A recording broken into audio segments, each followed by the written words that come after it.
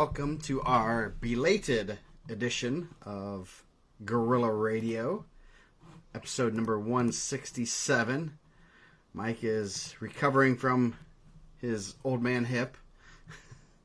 Old man back, man. It's feeling better now. That's good. Hey, that's no joke. Hey, I'm not going to talk trash about it because I'm not trying to get the bad juju back on me and put me back on the shelf. I ain't trying to have it. Oh, yeah. No, it's no fun getting old. I know that. Let's make sure. Hopefully, okay, you shouldn't be echoing.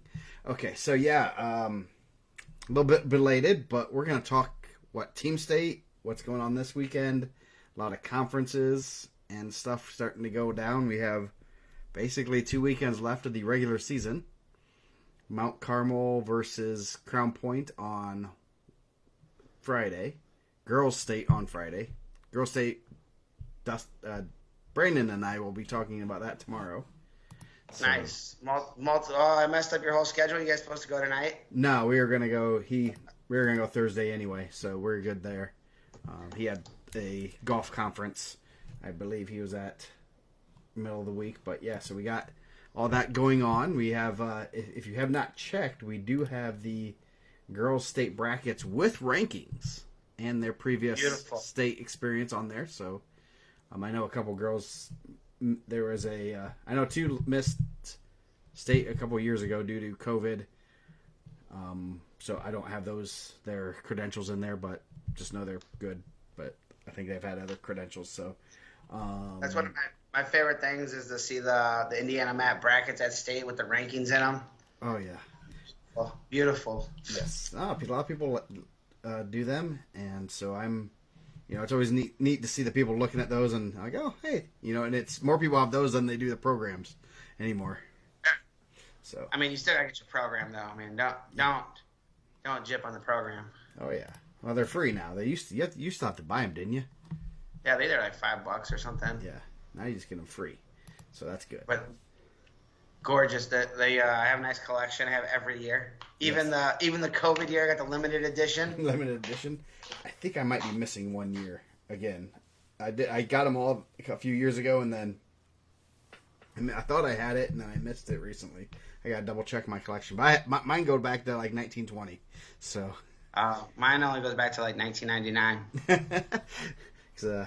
Thanks the ancient elder helped me out a lot. So anyway, we're gonna talk. I guess we'll talk about team state. That's gonna be the big thing we talk about. A little bit of a recap there, and then we'll talk about this week. Man, I was so bummed I missed it. Yes, it was great wrestling, and I sent my stunt double though. Yes, you did. We're supposed to open the show with a disclaimer that I was not at Team State. Opting not to do that's my brother. We look pretty similar. Yes. So if you've seen him, we look pretty close. He said he got some weird looks. He said he was wearing a Crown Point shirt. So if anyone was asking, if I'm showing favorites, it just depends on who you ask, right? Yes. On the board, we get a lot of messages. Either we're favorites for Crown Point, we're favorites for Brownsburg, we're a favorite of Chicago, we're a favorite of yes. Whoever you don't want to be a favorite of, we're the favorite of, and we don't ever give you guys credit. Yes, exactly. That's it's always funny to see someone from and we'll just use Crown Point and Brownsburg. Crown Point people say you guys give too much credit to Brownsburg, and Brownsburg people say we talk too much about Crown Point, and then you have random other schools that are like, you never give us any love. So yeah, we love everyone. We love everyone. We do. We're all about the love, guys. But I think that it's easy. Those are the best, the best teams right now. We're gonna get into the team state breakdown, but those are the best teams in Indiana, so they're gonna get the biggest attention, right? Yeah. If this was 2003, we'd be talking Griffith and Mater Dei, right? Griffith with all the individuals. We'd be talking Mater Dei going chasing all the rings, not letting anyone else get state championships. Yeah.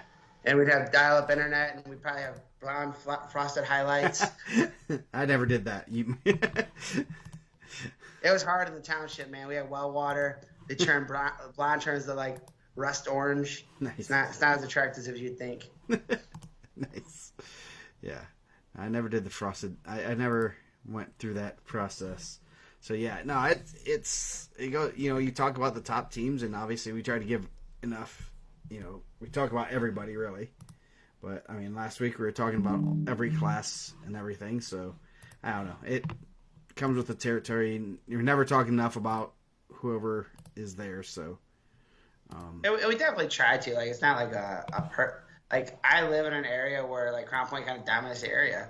Dude, I love Hobart. My nephew goes to Hobart. They did really good at the team state or elementary duels. I really like the Maryville guys. I'm a IndianaMat guy. There's a lot of coaches in the region I like. Anytime we talk about them, I talk pretty glowingly about them. There's different parts of the state we don't always go to.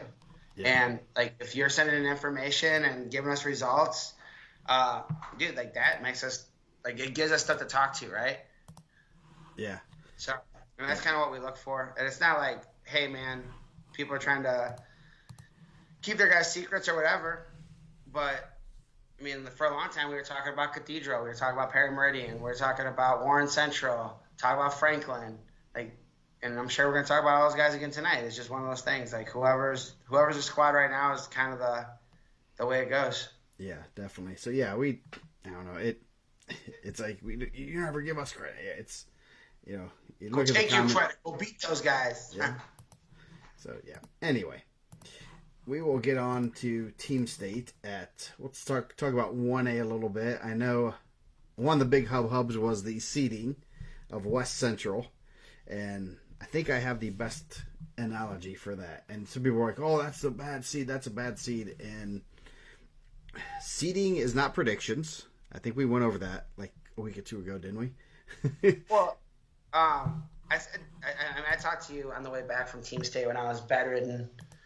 Like Dane was getting on the chin a little bit. They were giving him a hard time in the 1A, right? Like they were saying West Central was overseeded. But like, that's not his pick. I'm sure if you look at like if he did a pick'ems, it probably wasn't that. But like that's how it fits based on results. There's a system. They wrestled the teams. They wrestled Rochester. They beat Rochester based on results. And in 1A, it's really a lot about matchups. Yeah, it is. And like even when I think of like seeding and stuff, and I know any of the coaches that are in here chatting. And we can't get the chat up right now for some odd reason.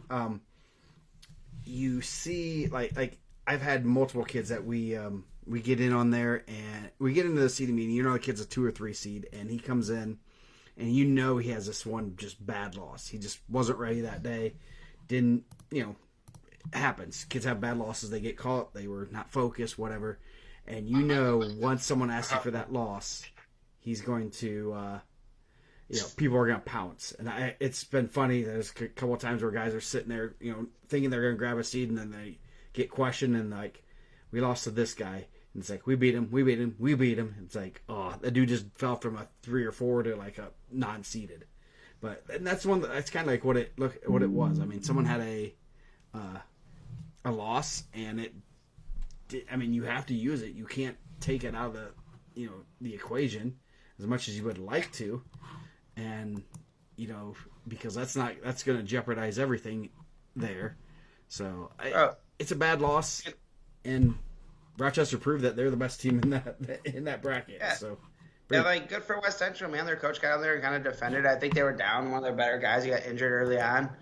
Like you lose like one of your better guys at a 1A, like you don't have the bodies to replace them. Like if you take away an automatic win or close to an automatic win and put a backup out there, it's gonna be tough. Yeah. So, like, I don't know. To me, it was just like a weird thing. Like, people are giving those guys the business, but like that's the way it is. If you guys want us to like seed it by like rankings and like our opinion, even better. But don't complain if it's both ways. Yeah. Right. Yeah. Like I'm sure like they'd complain the other way too. Like we'll talk about 4A. Like I thought that Warren Central was going to do really well. Like, did I know how that was going to play out? Absolutely not. No. I still don't know why it played out like that. Yeah. But and maybe we'll get some clarification. But like I would have had those guys seated higher, and I would look stupid. If it was based off Mike's opinion, I would have had Warren Central much higher, and then they didn't bring half a team, or they were sick, or I don't really know what happened. Yeah, no, But we'll talk about that. We're on 1A. I don't want to take away from 1A. So yeah, 1A. Rochester pretty much dominated the whole way through. 51-26, 51-21 over Cowan, and then 46-24 over Adams Central in the finals. And that was one of those that I think we kind of analyzed a little bit, and it was the big three up top is what was going to kind of decide the duel, and Rochester won 90-15 and heavyweight, which I can guarantee if Adams Central is going to lose those three weight classes, they're not going to win a duel. Those are three of their best guys, and they're not going to win that duel with those three guys losing. They don't have that much. Those teams don't have that much depth to lose. Three guys either in the semi-state or state rankings. So I think, and I really do think all four of those teams in the top four at 1A are really solid programs. I know we were talking about trying to get Steve to add different teams in Al Smith. I think any four of those teams I think would be a nice fit because you have some guys that are championship level. Adams Central always solid. Tell City, obviously, they have guys that are going to be competing in the mix for championships at the Al Smith that they went. Rochester, obviously, really good. Man, I heard something that, Lane Horn hasn't even been on the first period. Jeez. He's probably going to need, some matches to tune up going into East Chicago. That's going to be a little bit tougher because, EC's a pretty tough semi-state. Yeah, well, he's going to have that around tough. Dylan Bennett at regional, I believe. Yep. So, and then Aiden Campbell, Landon Hawkins, Matthew Maldonado. One of the Maldonados. I'm running out of names. Matthew Maldonado. So definitely Liam Cybercurse, possibly out of the Logansport. So that's a tough. It could be difficult. It could be a difficult. Daniel Mata Hobart. So 26 is pretty good at East Chicago. You don't want your first match where you're getting pushed to be the ticket round or the semis of. Kind of what happened to him last year, right? The first match that he really got pushed on the year was late into his conference, and then semi-state was the first real adversity. I know Rex had to rub it in my face the whole time. Going off results. Lane Horn had beat Revan Dickman at Ipo. That was the result. They never met again. That's not my pick'em. You obviously seen my pick'em. Yeah. But and it put him in a bad spot in the semis, and then he drew into Rio on Friday night. So not an ideal draw for someone that's really, really good. Yeah. So does not look like I'm getting comments tonight. I cannot get those. Is this going to be the most focused show of all time, guys? Yeah. Yes. Jerry Shepard said that West Central is missing three of their starters, and so anyway, that's tough, man. If you take three starters out of any squad, and I don't know the level. I just assume the Fritz are two of the better guys. But if you take three starters off of any team, do you? Fritz are the two. Are they going to do the same? If you took three stars off of Crown Point and they wrestle Brownsburg, are they going to win? No. If you take three starters off of Floyd Central and they wrestled, are they going to win? It's just not it just doesn't work like that. Yeah. You get that Kim was trying to call me. Uh-oh. So yeah, no, you can't do that. Rochester's, Tell City. They're really good. Yeah. Adams Central beat Tell City 38-34. Three-time defending champions. Tell City was right in the mix right there, so that was a good match. Definitely would like to see Tell City and Rochester have a nice little rivalry. They keep meeting in the semifinals. So, Yeah. Would you rather have that bump to put Rochester on the top with Adams Central and Tell City on the bottom with West Central? Is that what people want it? Yeah, I don't know.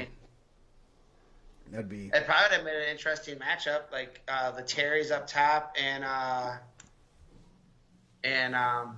Demling and Wayland. Wheatland or whatever. That'd been pretty good. So yeah, but I saw some pictures from it, and the cool thing is they that pretty well celebrated there, and sounds like everything went well in 1A. Up to 2A, pretty Belmont and Delta were pretty much the class of the field, and then they had a good old fashioned shootout in the finals. Good bump by Coach LeCount. I thought that was a really smart move. Yeah, that was pretty. I'm gonna bring that up just so we can have the data in there. So they started at 165, bumped Davis up there, but they forfeited to him, which is a very interesting duel, strategy. And because Cabe Stevens wrestled 165 the first two matches, so he weighed in at 165, which that was I wonder who had choice in that match. It would have been, so Red would have had choice, so Delta would have had to present at 165. So I wonder if that's interesting because they presented the forfeit, and so they put in Davis, and then they bumped Stevens to wrestle Duke Myers, who's 2-time state medalist, and Stevens over Myers, and that kind of set the tone for the rest of the match. I thought that was really good. We said that I said that on the show going in. Stevens has been wrestling really well. Mm-hmm. That was one of the guys coming out of Mooresville that they said was just wrestling really tough. Yeah. Braxton wrestled over Palacios, and then Belmont did a little bump in action here too. Yeah, they bumped Keegan Martin up to heavyweight, got a major over Isaac Moss, who I have heard that he is a pretty big heavyweight. He is big, man. Did we sat right by him? I didn't think he was that big last year. No. He got big, man. He's eating, getting big, growing. Yeah. So then, then Delta pulled another one and inserted Braden Salem in at 106. He got a big win over Ben Mills and Boyd. That was a really good match. Yeah. The one caveat about not being able to go was I was able to flip between all the tournaments and check it out on my TV and watching it. But that was a good match at 6, and that's huge points. Yeah, that's momentum, points, everything, especially getting that Stevens match, and then obviously you have Boyd and Bollinger, Kay Jackson, Neil Mosier, Sam Mosier, Romness. They ran right into their gauntlet. And then by the time anything happened, it was kind of over there. So yeah, it bumped Aiden Bollinger up to Henry Ferrote, one of the better Belmont lighter guys, and guaranteeing a win there. That was a really strategic bumps, and that's what makes these dual meets, especially here, really fun to watch, because you don't know what everyone what some people have on their bench, but you don't know exactly when or what. And I'd say, without being there, I'd say momentum, especially that first match, probably Keith played a Roman huge said moment. Belmont won the toss and chose odds. Okay, so they chose odds. Interesting. Okay. I'm sure that helped out a lot. Cody's wrestled a lot of big duels when he was at Perry Meridian. Yeah. He wrestled for Coach Tante, one of the dual meet guys that has won a lot of these things, or been in the mix for a lot of these. So yeah, no, that was a real good match, and I'm guessing. Then he turned under Ed. He's had some good guys ahead of him, kind of teaching him the ropes. He was with Ed for a year, so that was a good move by Delta. Mm-hmm. Yeah, some good. So it's gonna be interesting seeing them. They're gonna see each other and a couple other pretty good teams at sectional and regional.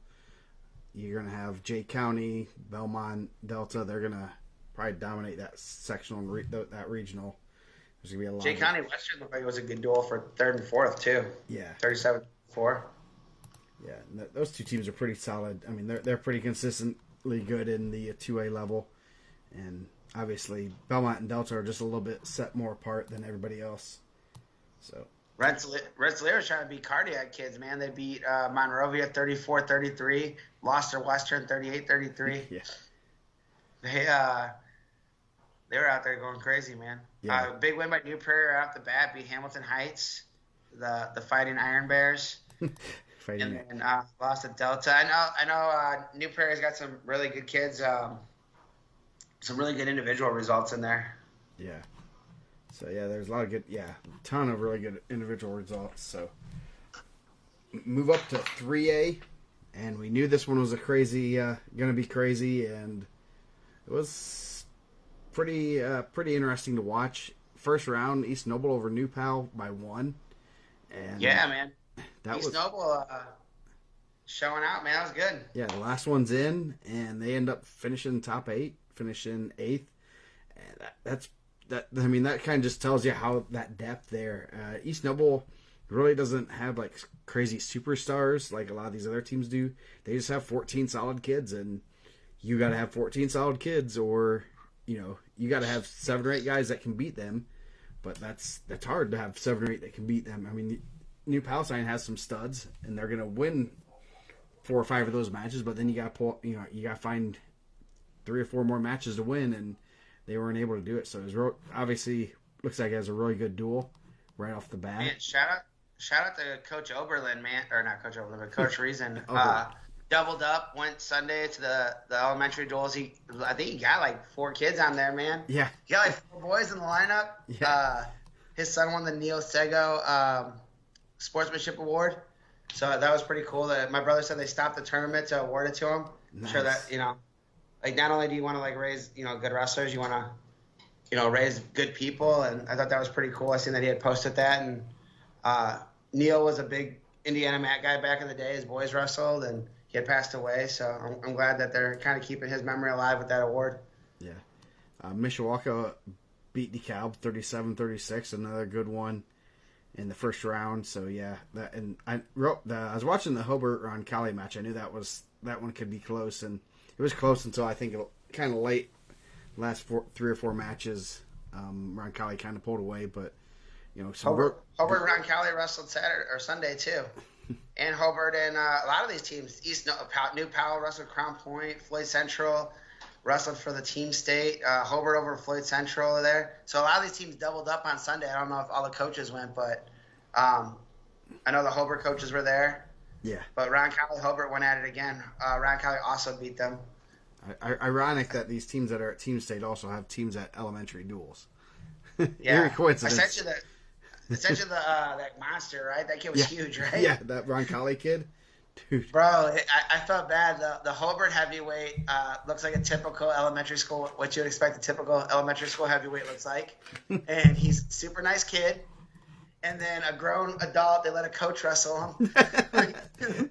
Hobart, no, that's Roncalli. Sorry, I would expect that at Hobart. A kid that's like 25 and have a couple kids and married that might be in elementary, but not Roncalli. Yeah. Dude, Roncalli sent a monster out there. I was like, well, that was the duel. It was a good time, guys. Can you imagine that little kid that, it's like 5th grade and below, and then that kid comes out like, whoa. I guarantee that kid got checked for his report card, birth certificate. Bro, he's like a 12U Triple Crown champ too, man.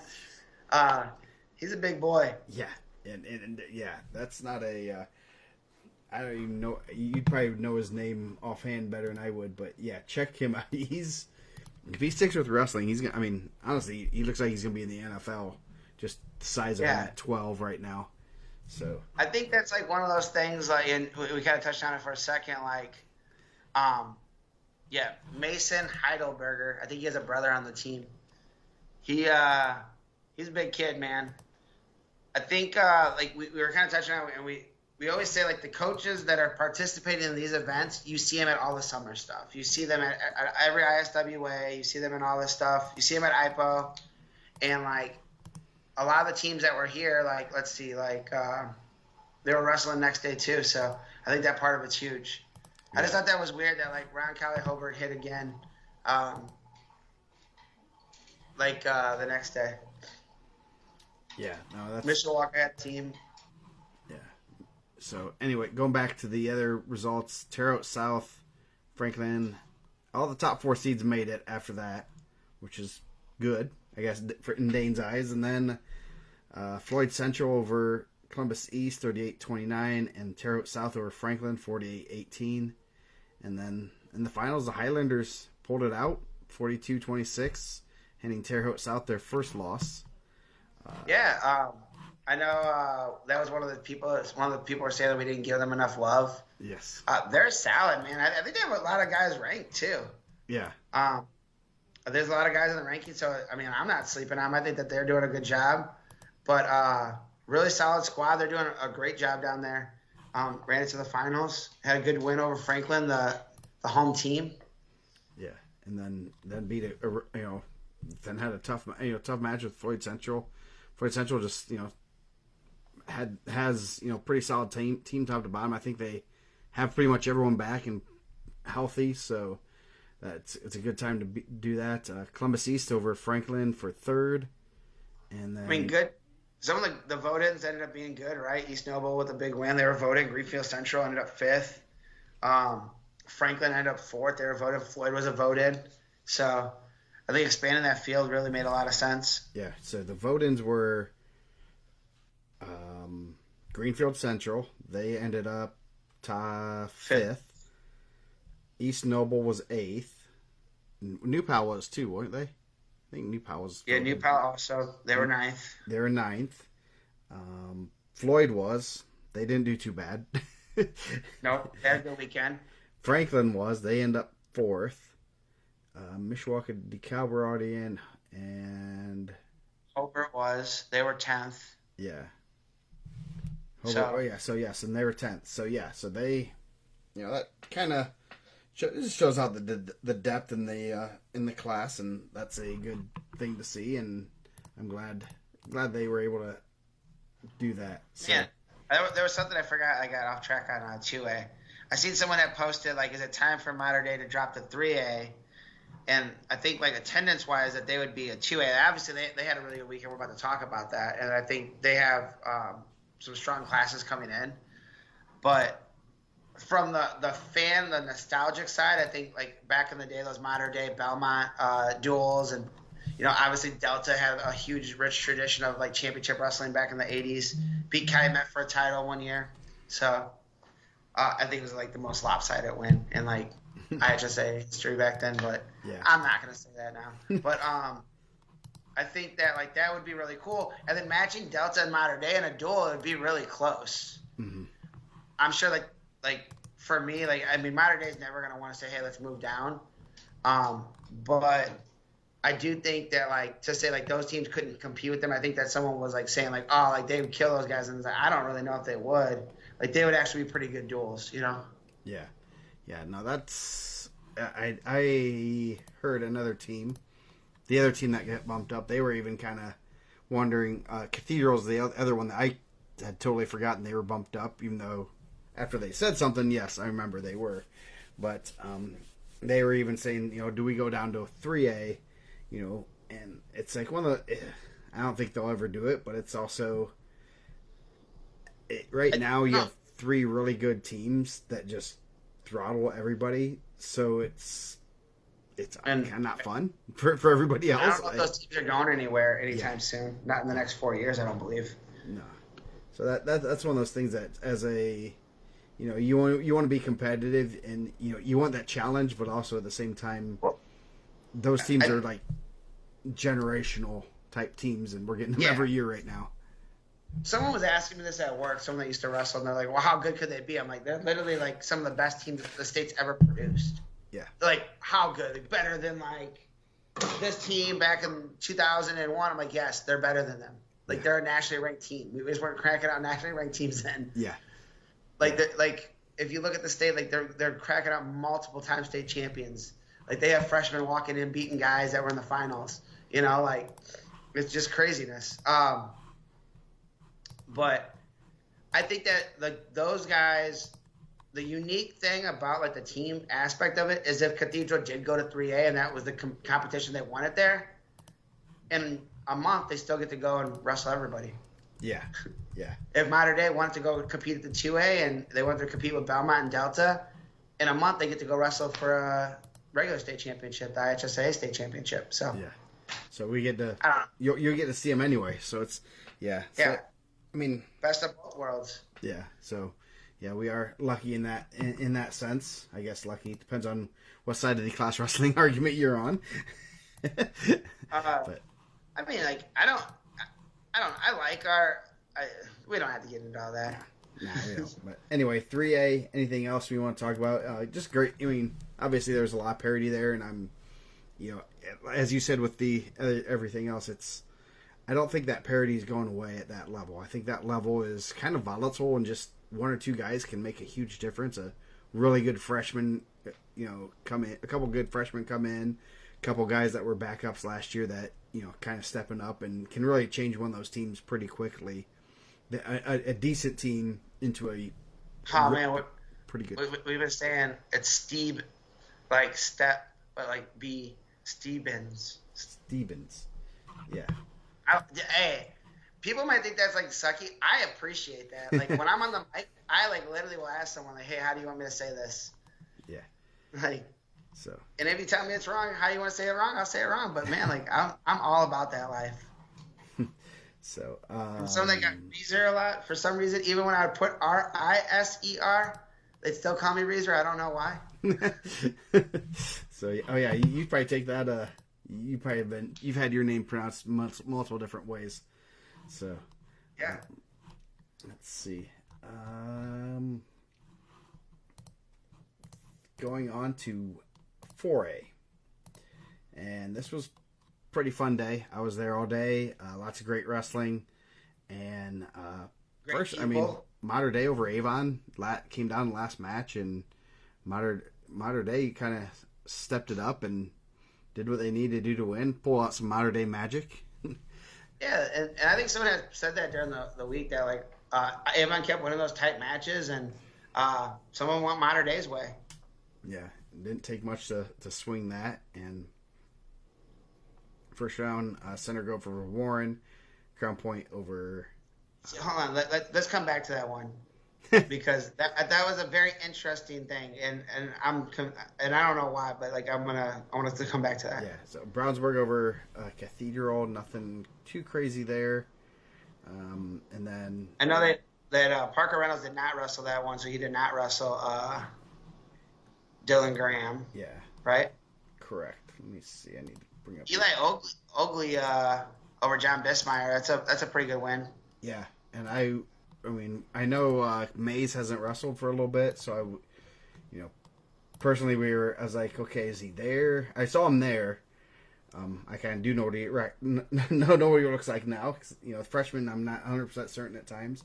So I was like, okay, I see him there, but they threw out Ogle. And majored Bismeyer. That's a huge win. That tells you the depth they have right now. Oh yeah. No Kyle Harden. Yeah. No Kyle Harden the whole day for Cathedral, right? No. He was yeah. So, but two good wins for Cathedral to close out. Jackson Weingard over Caden Brewer and Jose Smith over Maximus Forster by fall. Yeah. They're good matches. Obviously, Weingard just a monster and he's a freak athlete, and he's just gonna out athlete a lot of guys and get away with it. So, so what they start at the weight they started at for the duel 90. They started at 150 to start that round, I believe. All right, so you go at 150. 157. Sorry, 157. So you get Cashman over Stitz, which is I believe Stitz beat him at Al Smith, so that's a good start. Kressel over Rainer Schneider, Brenton Russell. No Klauser for Center Grove. So McConnell down at 190 was huge. We had to do the double take on that. Brenton Russell over Miguel Flores. So I mean, at that point, Warren's kind of rolling, Yeah. We talked about Braylon Smith getting back in the lineup for Warren Central. McConnell over here in 10-2 of the major. Ronnie Thompson, Fall, Nate Johnson, no Paris Green still. And then, so you're like, okay, like, how are they going to match? I know they got some good middleweight guys. And then Warren forfeits 6, 13, 20, 26, 32. Then Kyrell wrestles and gets a fall. And then Courtney and Arbery goes to overtime again. Yeah. And it's like, did they not have? And I have no clue. I haven't talked to any of the Warren Central guys. I have no idea what happened. I know it's a weird time of year. I know there's like sicknesses go around. They said some guys weighed in. I was not in the building. I have no clue. Yeah. But that was just weird in a match because I was the one trumpeting Warren Central. I thought that they were underseeded. I'm happy that Dane didn't give them a 4 seed or a 5 seed because if you come out and forfeit 5 weights, like, that's not good. That's not good for anybody. It's not good for the event. Yeah, no, it isn't. And I know I heard that some people didn't make weight. I did not see the weigh-in sheets. I did not get there soon enough. It was a little snowy and stuff on the way there, so it took a little. We got there plenty of time, but it was close enough that couldn't really go around. So, but someone said 4 guys missed weight, and I understand as a coach, you're not going to reward those kids even if, I don't know which ones missed it, but if you're one of 6 and 13 miss it, bumping your 6 to 13, I don't think that. I understand the coach doing that. I would do the same thing. So it puts the coach in a tough situation. Do we fill these weights with these guys that are overweight, or do we say no? We're going to punish you because you did not. We're gonna. I mean, it's setting the tone as a coach to say, hey, that's not acceptable, but it's also saying, hey, we're not going to, just let you wrestle and then set that tone like, well, geez, I'll just blow weight every time and they're going to let me wrestle. So it's a weird position to, you're putting that on the coach, but hopefully hopefully the kids, the senior leaders on that team said stuff to those other guys and are getting them back on track. And I think that's really tough, man. And I don't know the depth in their room. Like, it's not like I really don't. I have 0 idea what they have as backups or anything. Like, if they even have bodies to throw out there. But like, this is I don't know. This has become like a huge event. Mm-hmm. And a lot of teams build their schedule to be participating in this, and then I'm sure Swain's not happy to burn away and to get 5 forfeits. Yeah. Especially for guys that are, looking to win state championships. And looking to get 3 solid matches. I mean, 3 matches where actually I think they got 4, but where they're going to get pushed. And that's I mean, this is especially at 4A level, this is a very similar day to state. I mean, you're going to have 3 or 4 really good matches. You're going to be pushed in every match, and you got to be mentally prepared to take on guys that are throwing everything at you. Were there a lot of people that missed weight, like the scales were off? I do not believe. I did not hear of anyone else missing weight, but I don't know. I just thought that was weird. I thought that was really weird.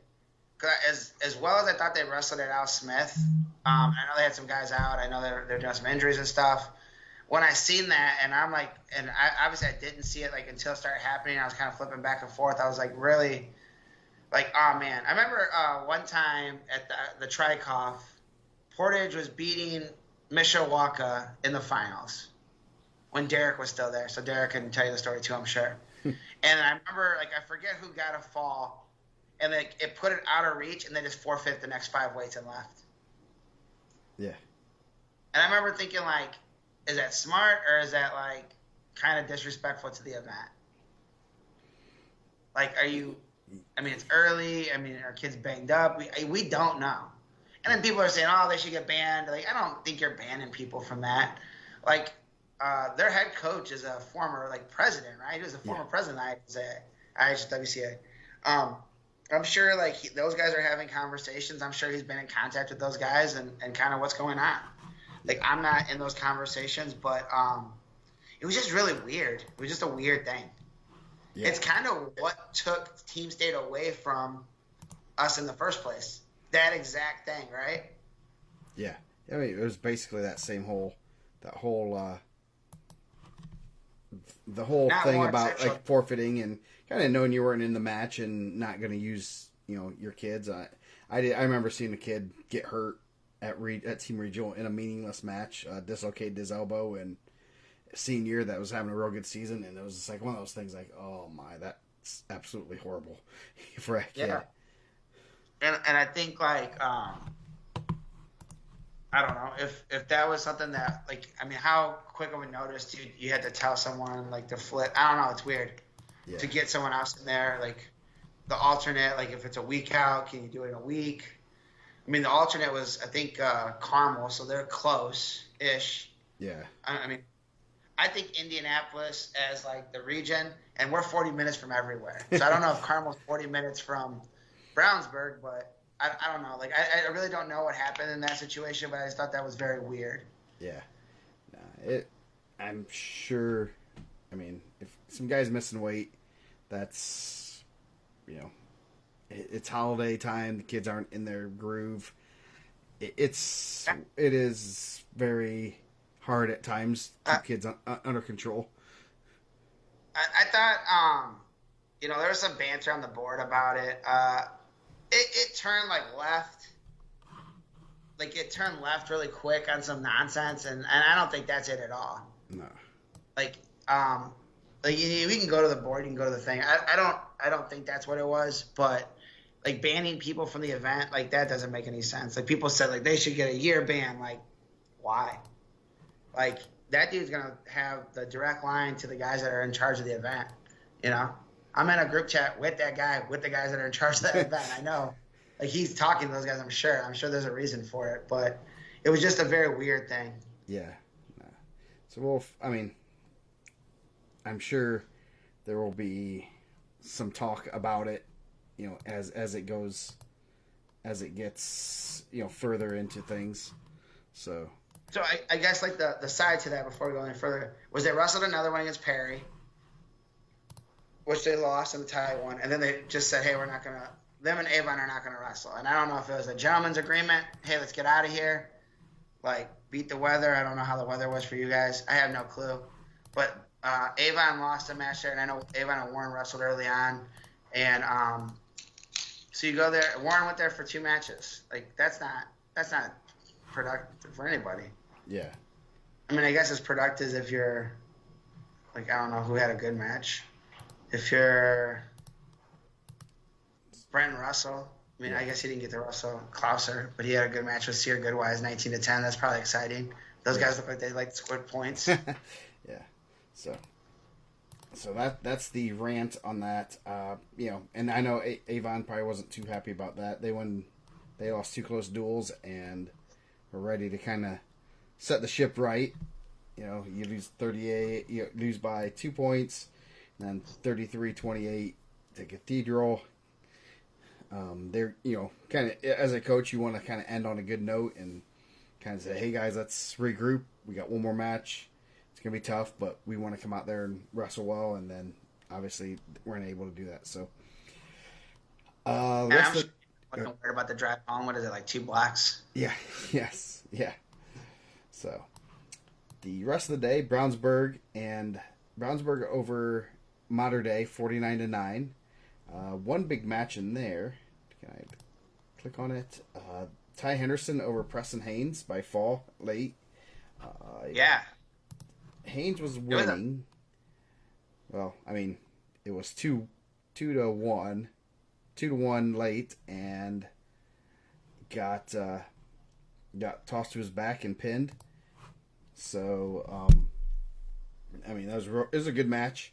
And then at that point, Brownsburg was shutting them out, correct? Yeah, that was pretty late because that would have started at. That would start at 65. So yeah, fall, Derringer fall, Campbell fall, Gunnar Henry fall. I'm looking at the wrong one. Sorry, guys. Derringer win, Campbell win, Gunnar Henry win, Brewer forfeit, Forrester fall, Cash Mays win, Dickman win 2-0 over Schaefer, young Schaefer. That's good. Yeah. And then Haynes is winning, and you're like, man, like, is there a chance that Mater Dei gets shut out? This would be nuts. Yeah. Like, even like saying those things together doesn't sound even plausible. And then Ty Henderson had himself a day. Yeah. Yeah. So that was Ty Henderson had 2 really good wins. Pins. Both of them were pins, weren't they? Yeah.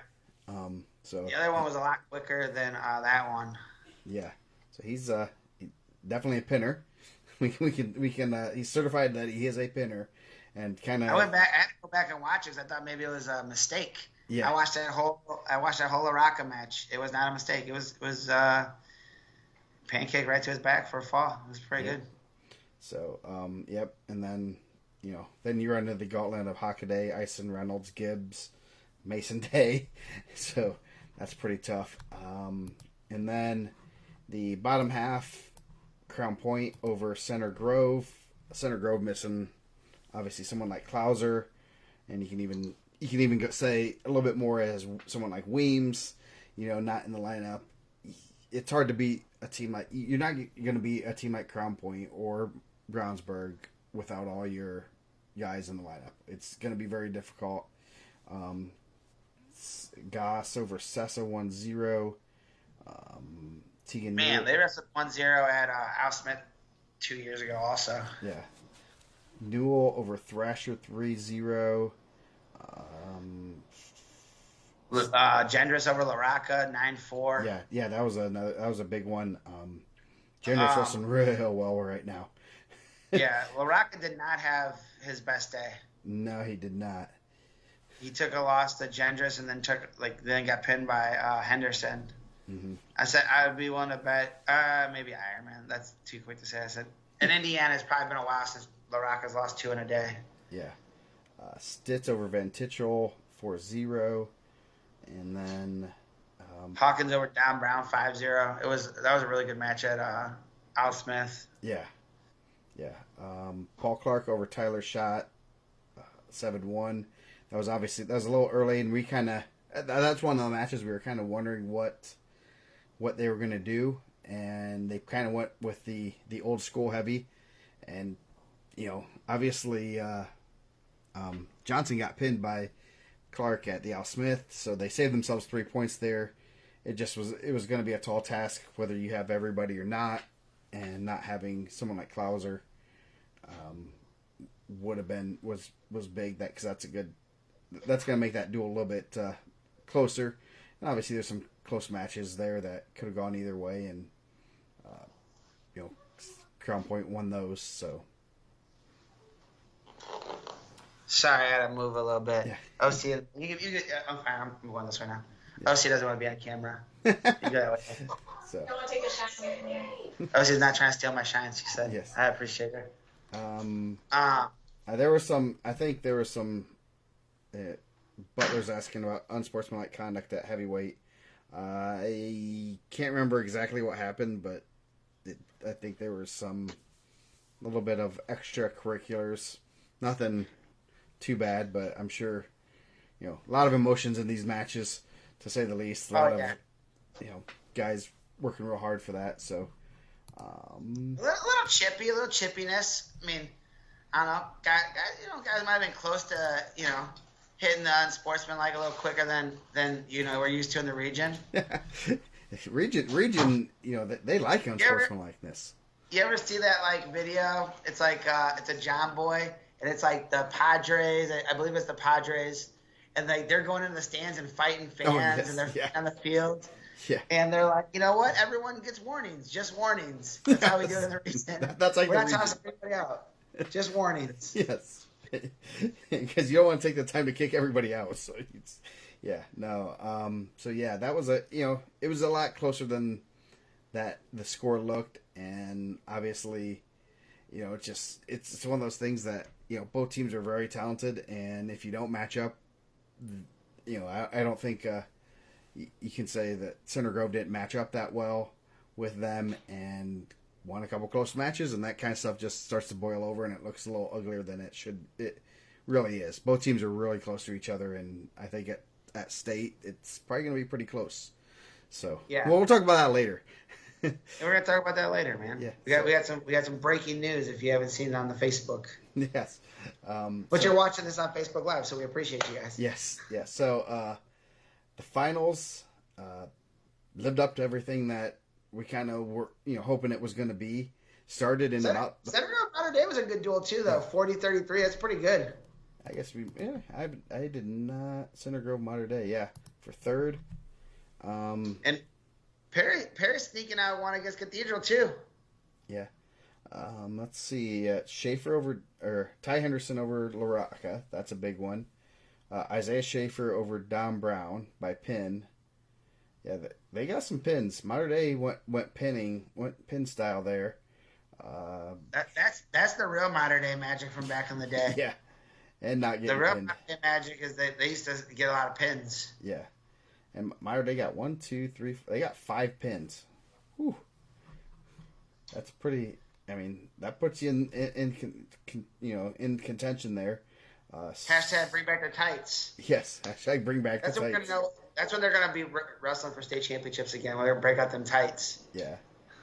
Cresia with a pin with 2 seconds left on Tyler Vanover, which obviously that makes it real close. If he doesn't get that pin, let's see what the score was going to be. The score was that was going to be a tech fall anyway, 27-14. Jeez, he's good, man. He's really good. If you ever want to see Wyatt Cresia wrestle, make sure you get your tickets early for the state finals. I don't know how they're selling them. People keep asking me. Yeah. But he's pretty good. Yeah. He might be getting paid by the hour because he's not going out there getting quick falls. He's putting his work in. He's getting about 25 points and then getting falls. Yeah. He's really, really good. Yeah. So. And he's in there taking care of business, business casual. Yes. Saturday business casual polo. Yeah. So, yeah, that's a real good duel. And so then we'll talk about, I guess, Cathedral Perry. Oh. 31-30. That's pretty good. Yeah, it's tiebreaker criteria. So let's see. Jalen Young over Oscar Kirsch. They wrestled again tonight? Yeah, they wrestled tonight. They're wrestling right now. So they didn't leave. Cathedral Reyes beat Leon, second time in as many days, almost. Let's see. Jimmy Pappas. That's a good name. They wrestled some backups because I did not see Graham didn't wrestle, and neither did Reyes at 120. There's a Reyes at 20, right? Or no, both Reyes wrestled. Reyes at 32. Yeah. Owen Reyes and 13. Now they had him. Yeah. They got Little Rogers in there, man. Caden Rogers. I thought he wrestled pretty well at the Al Smith. He's in the lineup now. Yep. So, criteria E1. I don't know what that is. So, okay. Most falls, probably. Yeah. That sounds like first point scored or something. Let's see if I can. I'm with you. Let's see. Dual meet criteria. E would be accumulating the greater number of points for falls. I guess. Yep, you're right. That was falls, I guess. Come on. Let's go. Let's come on. Man, I thought that was a little bit closer or a little bit earlier. Let's see. Did they have more falls? 1, 2, 3. 1, 2, 3. No, that had to be something else because they both had 3 falls. 1, 2. Yeah, they both had 3.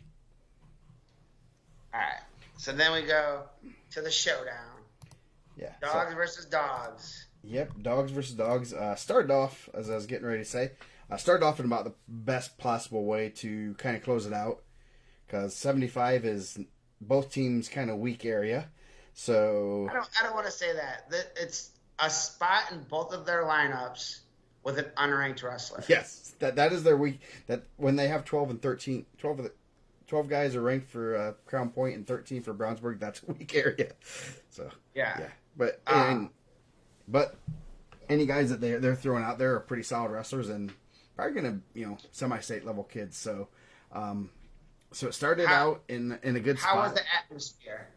My brother said it was a pretty Brownsburg heavy crowd in Brownsburg's gym. Yeah, it was. It was a little bit better than last year. I like what Derek did. Derek said, he talked to the coaches and said that, we need to, they ran it the same time of the placement matches.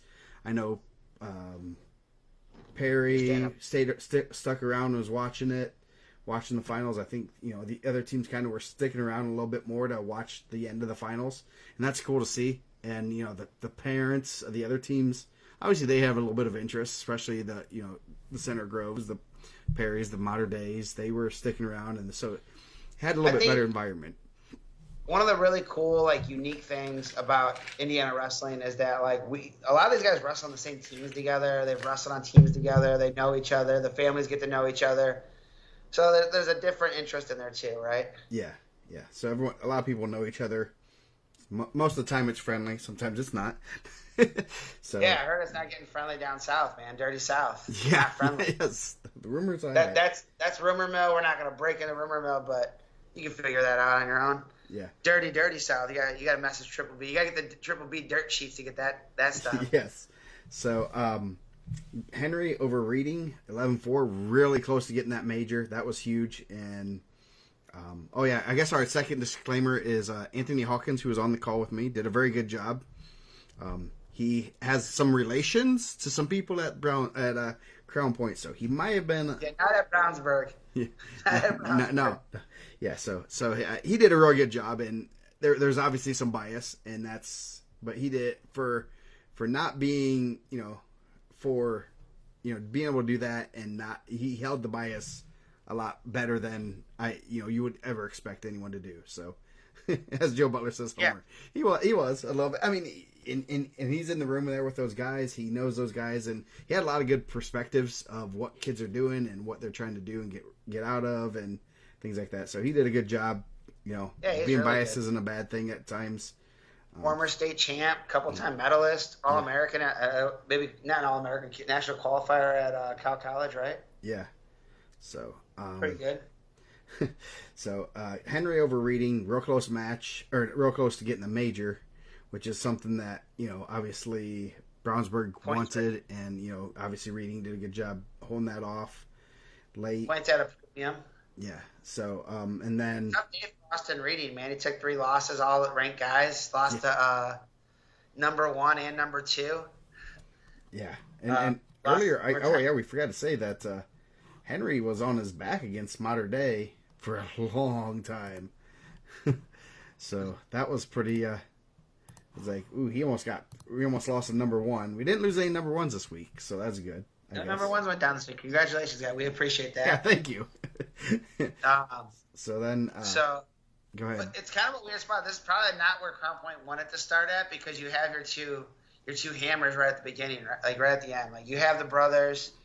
They had falls at the Carnahan, and they did a great job, man. Brewer and Maximus saved 2 points on the last time they wrestled, and they were hyped. Yeah. They were hyped for it. Yeah, they were pumping up the crowd after they got majored, which is a very interesting thing. You don't see that very often, but they knew. I mean, Derek does a good job of telling them, hey, this is your job. This is your job. Your job is to save us team points. If you guys just get majored, that's huge for us. And it gave them a chance. I mean, there's no question. Yeah, Derek's been in a lot of big duels. Yeah. And he does a great job telling the kids that, hey, Brewer, I'm not expecting you to win. Don't get pinned. Make every point, make him work for every point, and try to keep it to a decision or major. And he did. He kept Will Clark at bay, which is not an easy thing to do. He's mean. No, not at all. Well, I thought, and that's a win for those guys. And we kind of talked about it on your way home. I'm going to move my computer up a little. I'm going to stand up for a little bit. But, like, that's a win for those guys. Like, those guys needed to save points there, and they did. Yeah. I didn't think Henry was going to pin Reading, but and he didn't. He got a major, or didn't even get a major. He saved a major, so that's a win for Reading. And Brewer and Max, those are basically wins for those guys in that situation. Yeah. So you start off with Brownsburg's looking for at least a major, so they're down one. They come in and Clark save pin, so Brownsburg's looking at, hey, we're +3 from what we were anticipating here, so it kind of evened out. Then you go to your first toss-up match. Yeah. At 6. And Cash Mays with the W over Tegan Noel, and you have to get the toss-ups. Yeah, that was a good match. Mays is pretty tough, and I think he's going to be one that he's going to need to get through a tough semi-state. But if he does, he can score some points, maybe make semifinals, maybe place 5th. There's a lot of a high ceiling on his ability to kind of score some points for Brownsburg once it gets later in the tournament. So, that was a good match. And then Dickman and Gavin Lewis, a 2-0 match. And dude, you really hit this on the nose. And after I thought about it, like, he's probably their best pinner, Dickman. And he just hits a guy that's a bigger 13, like a bigger 13 than probably a lot of 13s, who holds position really well. A highly ranked kid. Yeah. Well, you have him right, like 3rd or 4th, right? Yeah. And so, behind Dickman, Rio, and Bollinger is 4. Yeah. Those are 3 guys that were in the semifinals last year. 2 guys under the lights. Yeah, and that's one of the things that we kind of talked about in our the Saturday night pay-per-view Guerrilla Radio. It's like, how different would this duel be if Crown Point has a guy that's ranked 9th, a really good wrestler, a guy that's ranked 9th to but Dickman pins pretty much anyone ranked 9th or below. Yep. Or honestly, anyone outside really the top 6-ish. I mean, Dickman's a pinner, and that's in Crown Point countered with a very tough freshman that's going to not give up. Not only that, he's in the match. Obviously 2-0. Yeah. I think he was pretty close. He was. He gave it an escape and a stall point, right? Yeah. He didn't give a takedown. He gave it an escape and a stall point. Yeah. And I thought the stall point was quick. Yeah. I don't have the stat. Maybe there's a thing you can go on here. I thought Crown Point got banged for stall. It was pretty quick. Yeah. I can definitely look at that. Yeah, I thought they were getting. It was interesting, some of the stall calls, and then some of the times the refs kind of swallow the whistle. We'll talk about that, but Dickman. People were also saying, "Oh, that was a real close match." Dickman's wrestled Rio about 36 times. Yeah. And I think he's really comfortable saying, "Hey, if you want to wrestle a 1-point match, I'll do it, dude." He'll put points on if he wants to, but he's also like he's similar, and we're gonna talk about it. Like, you're not gonna go underneath him. Yeah. He's too good on top. Like, it's hard to go underneath him and get away, and he scores on top. It's not like you can't get away from him.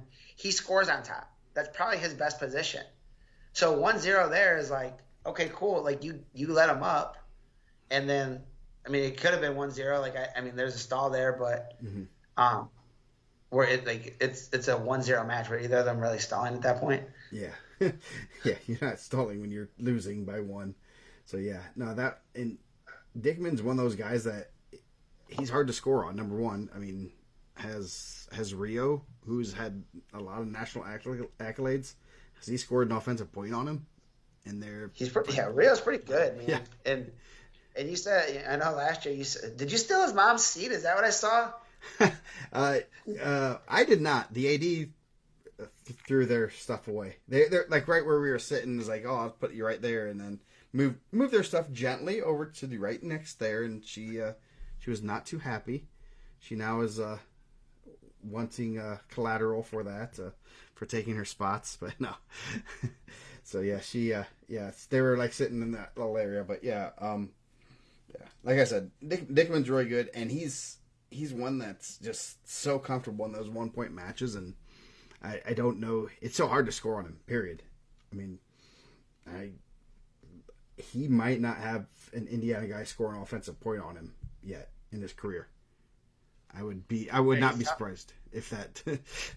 Might have to ask our people in Brownsburg, but it would not surprise me if he has not had an offensive point scored on him. So, and then we'll go up to 120. Gendris and Haynes, they've wrestled a few times before also. Yeah, definitely there's some like fire there, right? Yes. A little bit of tension there.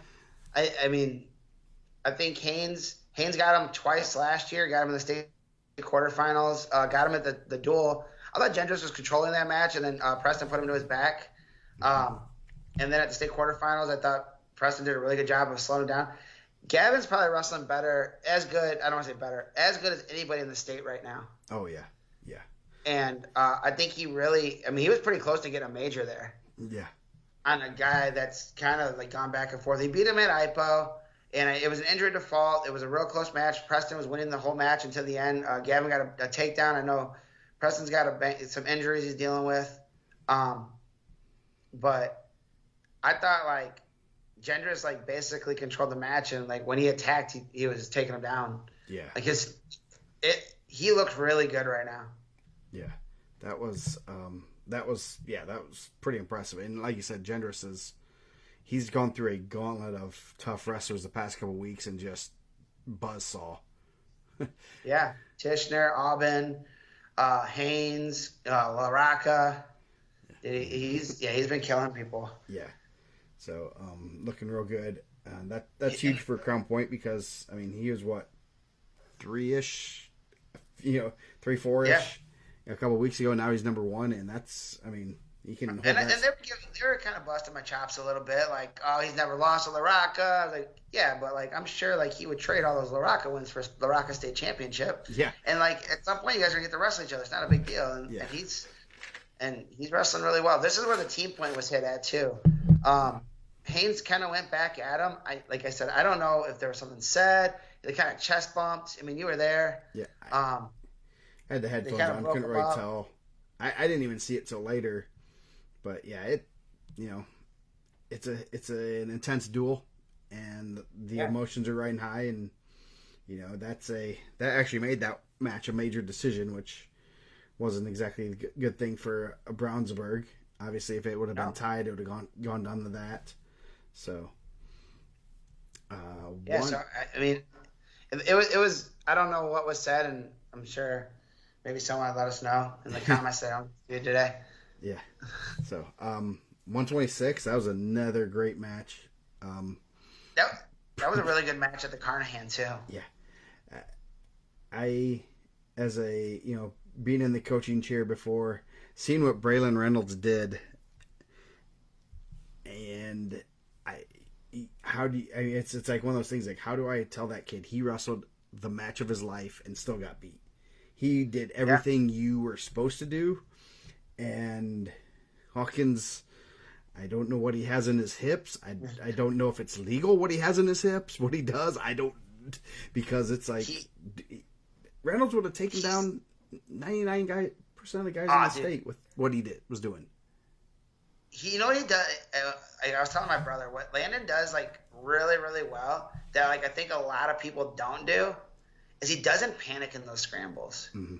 Oh yeah. Like he's like in a tough spot where like 99% of the kids in the state are probably bailing and like panicking, and he's just like, "Oh, cool, man, let's roll."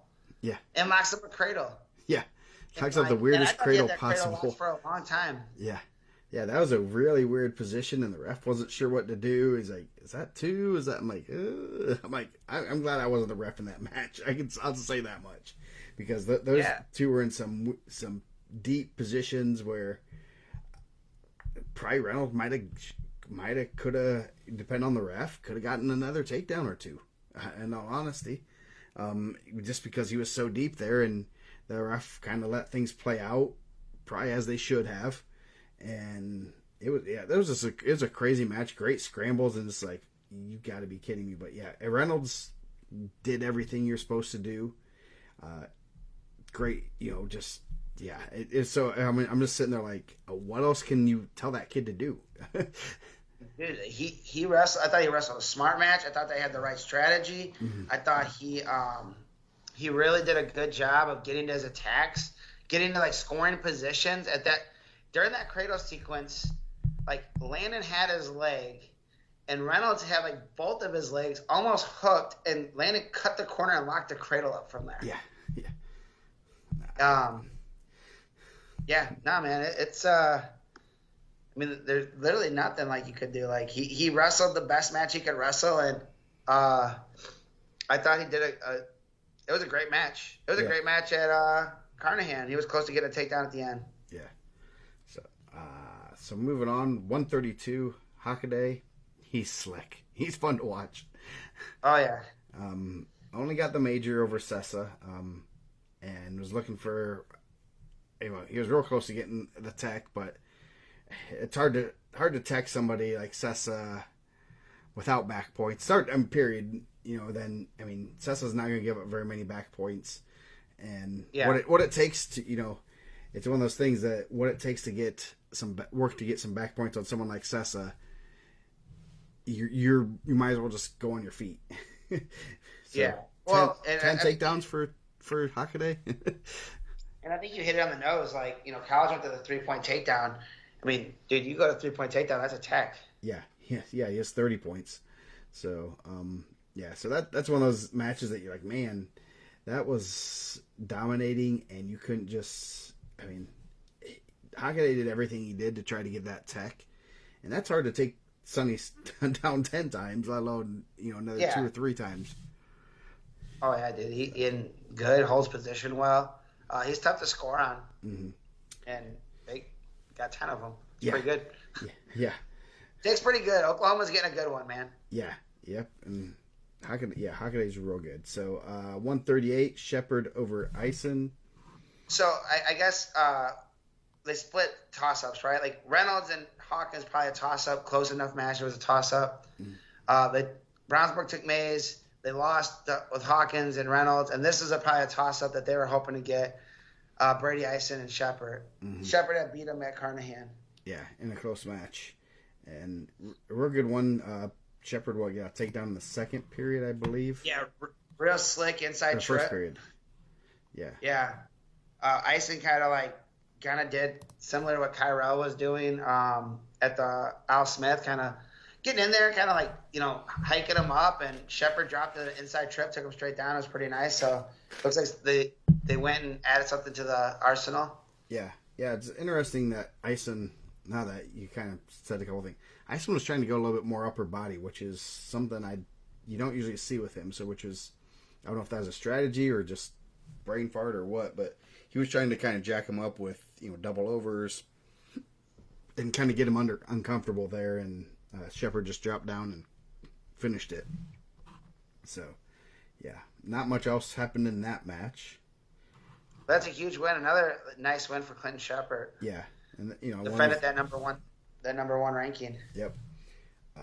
144. And he got a little cameo in the Johnson new video technique video. Did you see that? No. Online, you can buy the John Morrison training video, and his partner is Clinton Shepard. Oh, nice. So I don't know if he gets a kickback NIL on that, but maybe a couple free lessons. Nice. 144 Parker Reynolds, Major Jacob Jones. That's another one that Reynolds was up at 11-0. Yeah, broke the kind of thing of the match. A lot of blood in that match. Yeah, after the first period, a lot of blood, and it kind of frustrated Reynolds because he chose stop in the second period, and then he was trying to work the turns, and then he'd get close, and then blood, a lot of blood, and that took the momentum out of his of everything, and that's that kind of made that match kind of one of those they never could you're like, man, they should have only 15 seconds went off that blood clock. Jeez. So yeah, that was a weird match. Yeah, a lot of blood time in there. I think obviously got bonus points. I think he wrestled Oscar Baca at the Carnahan and got a fall in the first period. So Jones saving him 2 there. Mm-hmm. Match is one of the majors. So Sonny saving a major against Hakaday, and then Reynolds only getting a major over Jacob Jones. Kind of washes what the brothers did up top, the Clarks. So then it comes down to these last couple. Who's going to get the most bonuses in this last window? Yeah, it's Tommy Gibbs, captor, a good match. Gibbs, a couple firemen's. He's pretty good. He just Yeah. Gibbs is really tough. He's kind of gets a little bit overshadowed with the other guys in the lineup, but he's a content. He's Got a gonna heck of a mustache on him too. Yes, he does. Yeah, That's when you got that mustache with that ability, you're gonna go places. Yeah, yes. Yeah, nice little fireman's and, real good motor on him. And he's one that, took his lumps last year. They put him wherever they thought was best for the team and got some good wins, took some lumps, and he's, firing on all cylinders. Kind of knew he was pretty solid coming into this year. Well, how about, he beat LT Hawkins for ISWA title. Yeah. Also shout out to Evan Cruz coming back from injuries, and he's going to give it back in time for state tournament. Pretty scary moment at Al Smith. So, yeah. But not bad to have a captor to step in for you there. Yeah, captors. You're not. They've had some close wrestle-offs.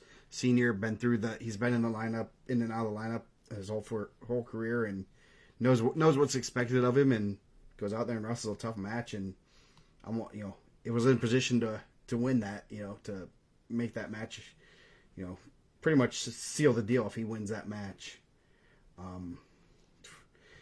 157 match of the day. Dude, those guys went hard, man. They look like they were dying. Oh my god, that was a classic. As much criticism as officials get, they did a really good job of holding their calls in some of those sequences. Oh, jeez, yeah. Yes, they did. They did that was one of the best ref matches I've seen, with a lot of close calls. A lot of times where even, I think they both had stall calls against them, and they're both late, kind of taking their time to get to the center, and the ref could have easily dinged one of them. I can't remember. I mean, I would not say point out either one of them because they both were putting it on the line there, and they're both retired. And it's like, man, I wonder. I was like, man, I don't want to see that match end like that. They were getting after it. Al Smith, they would have said, "We're done." Yeah, Can I get back to the middle quick enough? Yeah. So that was a really, it was a match. I'm like, and you're just waiting because one of them's taking their time, on the edge, kind of just trying to catch your breath, trying to catch breath, and mentally kind of figure out what the heck's going on because they're like, I was so close to getting a takedown or getting taken down, and they let it go, which I was very surprised. I'm just you're just waiting to. Like, you don't want to make that call like, oh, crap, they just dinged him for stalling. Now it's over. But those two guys got after. I could watch those two wrestle for all day long. Bro, they went hard. And, not just hey, they went through some big moves. They, went through some throws. Yeah. They were going for it. Yeah, they were getting after it. Very much needed to win for Brownsburg to put them in position to win. Give them a shot to win. That was They, at that point, they had won 7 matches, and looking at it now, obviously they're going to need to win 8. Knowing they're going to have to get one of the next 2.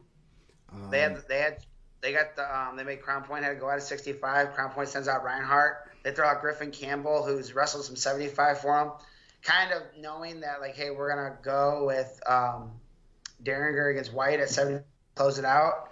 Yeah. Reinhardt gets the fall. So at that point, it made it 23-22 Crown Point. And plus you also had the minus which would have been 23-23 going into the last match. Yeah.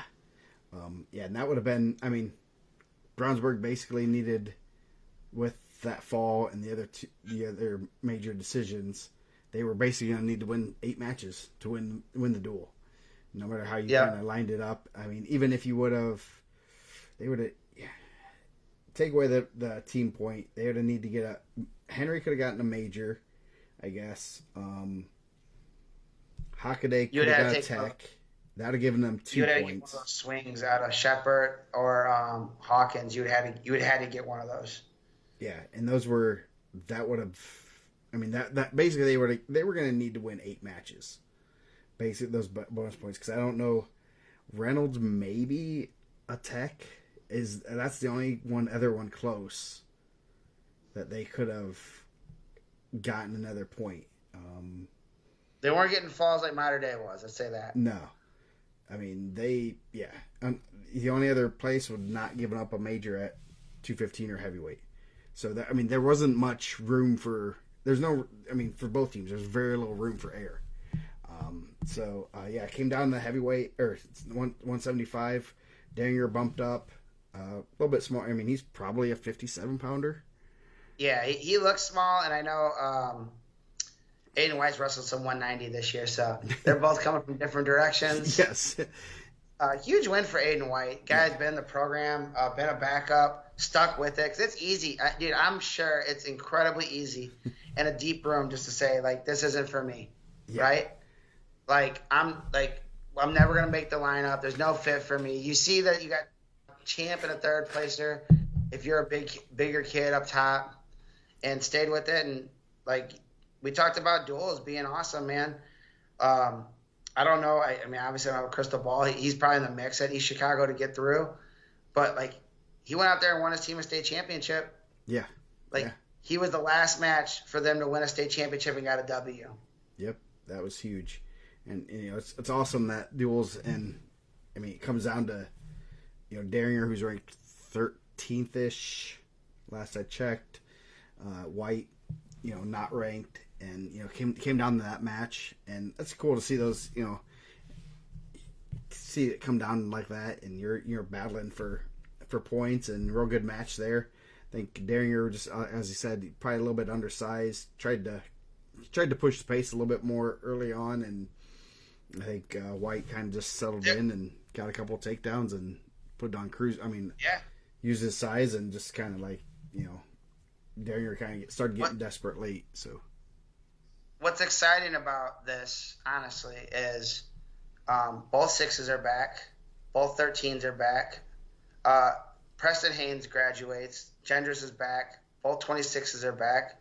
32s are back. Ison graduates. Shepard's back. Reynolds is back. Jones graduates. Captor's gone. Gibbs is back. Mason's back. Van Tichell's back. Reinhardt and Campbell are back. White graduates. Daringer, I believe, is graduating.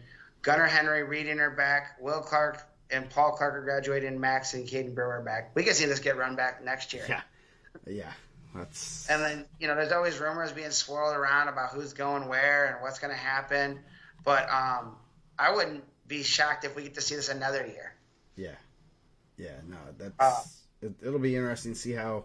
When you have teams like this and what they have come back, it's going to be interesting to see where. And they have some freshmen coming in too, so it's how the weight classes shake out. Kind of like we just said about Daringer. Daringer is probably a 57-pounder, but he's not going to beat Mason Day. Or Tommy Gibbs if he wants to cut down to 50. Those guys all might be 44-pounders, and you got one of the best 44-pounders in the state in your room. Yeah. It's just tough. What I thought Brownsburg. Now I can go back and say what I thought Brownsburg was going to do, and I don't know if it would have worked or not. This is what I thought they were going to do. I seen that Landon Haynes wrestled against Mater Dei, right? Mm-hmm. Back from ACL, quick recovery on that. Returning state placer. I thought that they would send Braden Reynolds out to wrestle at 26 and then throw Landon at 32 and bump down and maybe see Hockaday Shepard. And as the fan, that's a match I want to see. Haynes did not wrestle. I thought he did. I thought he wrestled early on. Unless it was the first match. Let's see. Yeah, I thought he wrestled the first match. Yeah, he beat Gavin Bragg.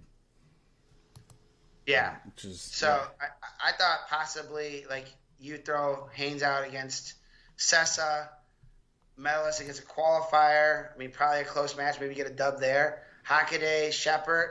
The fan in me. That's one. That's fireworks. One right? versus one right there. Yeah. Yeah, 1 versus 1. Both those guys kind of going at tough. Then you send Ison up to 44. I'm assuming he beats Jacob Jones. Mm-hmm. Parker up to 50. He might beat Captor. Tommy up to 57, him and Van Tichell, possibly. And I thought that was the move that they were going to go there. Mm-hmm. And now we'll never know. Yeah. That'd been – that was a – that would – I know we had talked about that. That'd have been a fun one.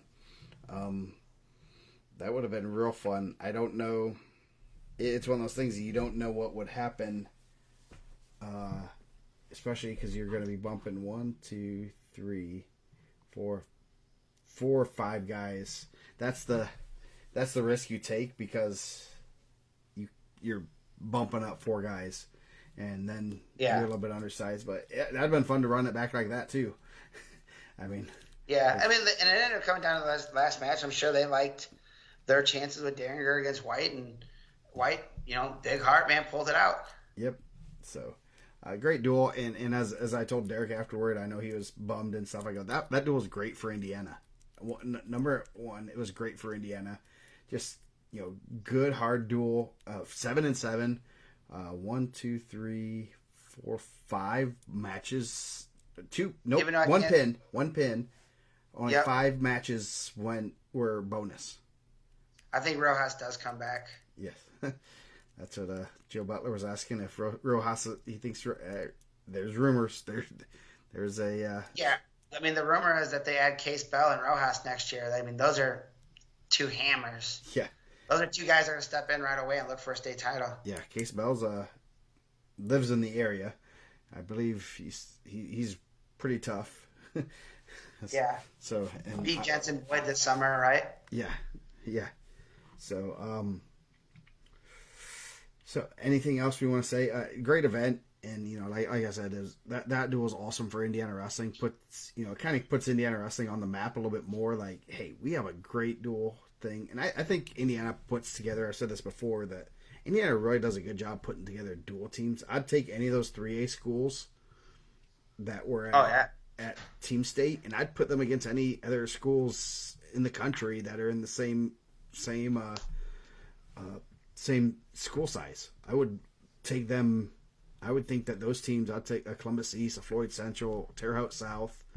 I'd take those teams against any of them. They're south, top to bottom. There's not a lot of holes in those squads. Yeah, and that's what's cool. I think Indiana does a really good job, and that's why I think we do really well at like Disney duels, where we see it's not quite totally national, but there's a lot of schools from different states, and you can see the difference in how Indiana structures their teams. And it's something that's kind of, unless you get outside Indiana a little bit and see the actual dual meets and see what goes on, I think Indiana does and you go to we've seen some of the teams go over to Ohio for dual meets, and you'll see like Jay County goes over and they just dominate in duels and stuff, and it's like, is Jay County this good, or they just aren't? It's kind of weird how they aren't structuring their teams for good dual meets, dual teams like Indiana does, and I'm glad coaches take pride in that, and they're not just trying to have 3 or 4 really, really, really good kids and don't really care about the other 20 or 30 kids on the roster. So good job, coaches. Yeah, congrats to the teams that won, and congrats to everyone that participated, man. It was really cool. We'll touch a little bit on what is going on this week. A lot of conference stuff's going on, so that's always fun. About half the conferences this week, half next week. Northeast Indiana usually does more next week, and it's kind of a mixture from the other places. Let's see. Conference Indiana. The Circle City Conference. No, that is all dual meets. Interesting. Let's see, the Hoosier Heritage Conference. That's going to be a good one. Delta, Greenfield Central, Mount Vernon, Newcastle, Pendleton Heights, Shelbyville, Yorktown, and New Pal. That's going to be. We could have some good matchups in there. What do we have here? Bollinger, Bayless, McGuire, K. Jackson, Mosier, Brody, Butt, all in one, and Lincoln Parsons just for fun. Yep. All in one at 126. Thrine, Vandergriff, Sam Mosier, Whitehead, and Peyton Hornsby. That would be a good one. And Justin Boone, and JJ Harrow. Hornsby and Whitehead was a good dual match at Spartan Classic. Yeah. Jack Todd and Wyatt Hopus and Bryce Doss. Colton Romney. Let's see. Stebbins. And, sorry. I guess you got Braxton Russell, Clay Gain, Devin Kendrick, Sean Glass. So, yeah, real good. A lot of real good matches. I heard Sean Glass the dog, bro. That's what they said last week in the comments. Nice. Let's see who else. Northern Lakes Conference, Mishawaka, Northridge, Northwood, Plymouth, Warsaw, Wawasee, Goshen, Concord, Conference Indiana, Terre Haute South, Bloomington North, South, Columbus North, Southport. Should be some good matches there. I thought there should be a couple good matchups that might be good. Thornton, Wayne Hardin. I guess not. Oh, Rowderbush, Coy Bender. That should be a good one. Cooper. That'd be a good one. Rowdy Bush, man. Rowdy Bush, sorry. Rowdy. Cooper McCloy, James Hastings. So, yeah, some good matches there. The Greater South Shore, Calumet New Tech. Yeah, the fighting Jason Cooks. Oh. Yeah. Mid-State has Franklin, Decatur Central, Greenwood, Martinsville, Mooresville, Perry, Plainfield, and Whiteland. That should be a good conference. Hoosier Hills, Columbus East, Floyd Central. They just wrestled last week, so they're well acquainted with each other. Jeffersonville, Jennings County, New Albany, Seymour, Bedford. The Hoosier Crossroads, Avon, and Brownsburg. You'll see round 2 of Dickman, Rio. And so, and you're right in Fisher, Rio, Franklin Central. Yeah. Franklin Central, Hamilton Southeastern, Noblesville. That should be a good one. Goals and Mays, Dickman, Rio, Haynes, Porter Temples, Richard Rogers, Chase Yan, Tommy Frazier. It's a pretty good one. Rio Reynolds, like you said. Hockaday, Quentin Sheff, Ison Syra, Parker Reynolds, Hank Fantasy. Day and Aiden Kincaid and Zach Lang. Ooh, I know a good one in there. Yeah, that'll be a good. We're getting there.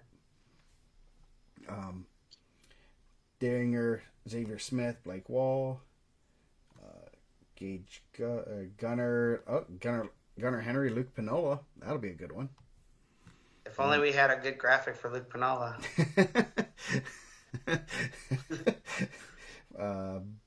Forrester, Austin Hastings. That'll be a good one. 2 guys that like to lift weights. So let's see what else. Any other? Adam Central. I guess it's not. We'll go over the other ones. The Hoosier Conference, Hamilton Heights, Rensselaer Central, Western, and then you got Benton Central, Lafayette Central. Lots of good teams there. Small school conference. DSU's always really good. Yeah. I seen Lake Central beat Maryville tonight. Oh. So you'll have Lake Central, Portage, Crown Point, Maryville, LaPorte, Valpo, Michigan City. Crown Point's gonna get back late from downtown Chicago. So. Yeah, man, that's crazy. They're doubling them up like that, right? Yeah, it's tough. Yeah. The Duneland. I'm not even gonna go over those. There's a lot of good matches there. Yeah, check it out on the web. There's a website for that. Yeah, so. There's a ton of good matches at the Duneland. So that'll be tough. Yeah. Adams Central Invite, Cowan, Adams Central, Prairie Heights. I thought Homestead was there. Homestead. That'll be a good. Isn't Wild Bill this weekend? Is it Wild Bill this weekend? Yeah, Wild Bill is this weekend. It is not very wild. Yeah. Busco, Concordia, Snyder, Mechaniqua, Triton, Wabash, Westview, and Carroll. Mild Bill. It's been wilder. It's been wilder, yes. There's another. The Garrett Invite is going to be pretty solid. Constantine, Michigan. I know they're a pretty good small school program. I think Algonac, Michigan is fairly solid. And then you have Northrop, Hammond Central, Fremont, Lakeland, Manchester, Norwell, South Adams, Southern Wells, Tippy Valley, East Noble, Garrett, Angola, Wayne, and Leo. Really good mixture of just teams. Weirdly, Hammond Central doesn't participate in the Lake County tournament. Shout out to Lake Central for winning the Lake County tournament. But Hammond Central does not go. A couple teams don't go. I don't know. But Wheeler does. They're Porter County School. It's weird. I'm not here to answer those questions. So that's the big ones. I guess the other big match is Mount Carmel and Crown Point on Friday. Dude, it sounds like it's getting pretty heated. Yeah, that's going to be a fun one. And it's been fun the past 2 years. Yeah, the past 2 years it's been really good. It sounds like it's getting pretty, like talking to those guys, kind of guys from both teams, it sounds like it's getting pretty intense. Yeah.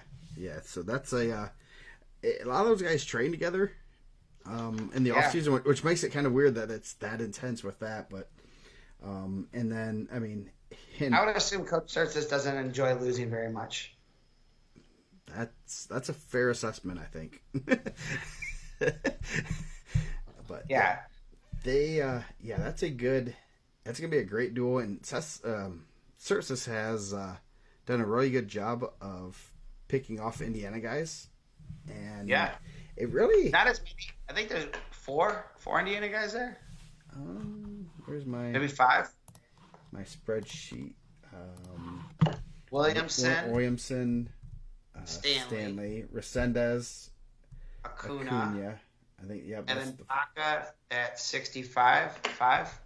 I know they used to have Surtis, but I don't believe he's in the lineup. At 65, they have Kalkbrenner. They had Michael Baca wrestle. I believe he's a Cherville kid. Okay, I think I saw him, but Kalkbrenner is the one that's ranked by their standards. Should I just bring up I could bring that up. Let's see. Draft it. See if I can do this one. Oops. I don't have you there. Hold on. Let's see. There you go.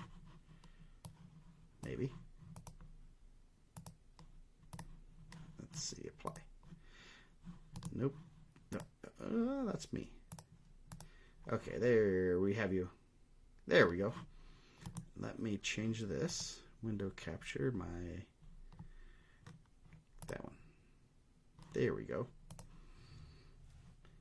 On the fly working. And I'm going to, I got a nice little spreadsheet. It doesn't look that best right there, so we will try to fix it. So that's my spreadsheet. We're going to try to make this a little bit better. A little bit better for our fans. There we go. And okay, so this is kind of what I have for the duel. I think this is our. Let's do this. Okay, can you see that? So, I wonder if I can get the comments to work on this one. Comments are not working today.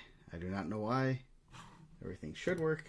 So, some really good matches. A lot of guys have wrestled a little bit since they went to.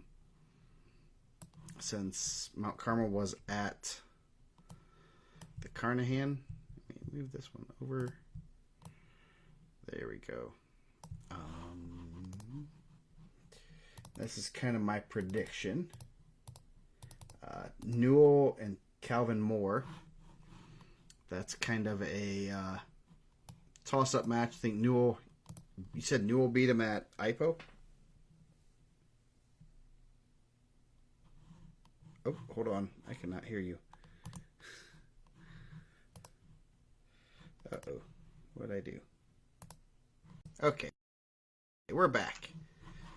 Part 2.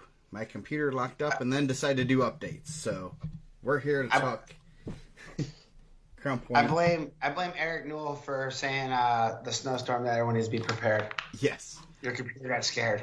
Yeah. Maybe my comments will actually work this time. Okay, so we are back, and talking some Crown Point and Mount Carmel. So let's see. Oh, we got 2 people watching. Let's see if my comments work this time. Yeah. So yeah, we okay. Yay! Oh wait, wrong thing. Comment worked there, not on my thing. Geez. So anyway, I'm not gonna go back to my spreadsheet because that obviously crashed something. So Noel majored more at IPO 13-4. Oh, so we need to make that a 4-pointer.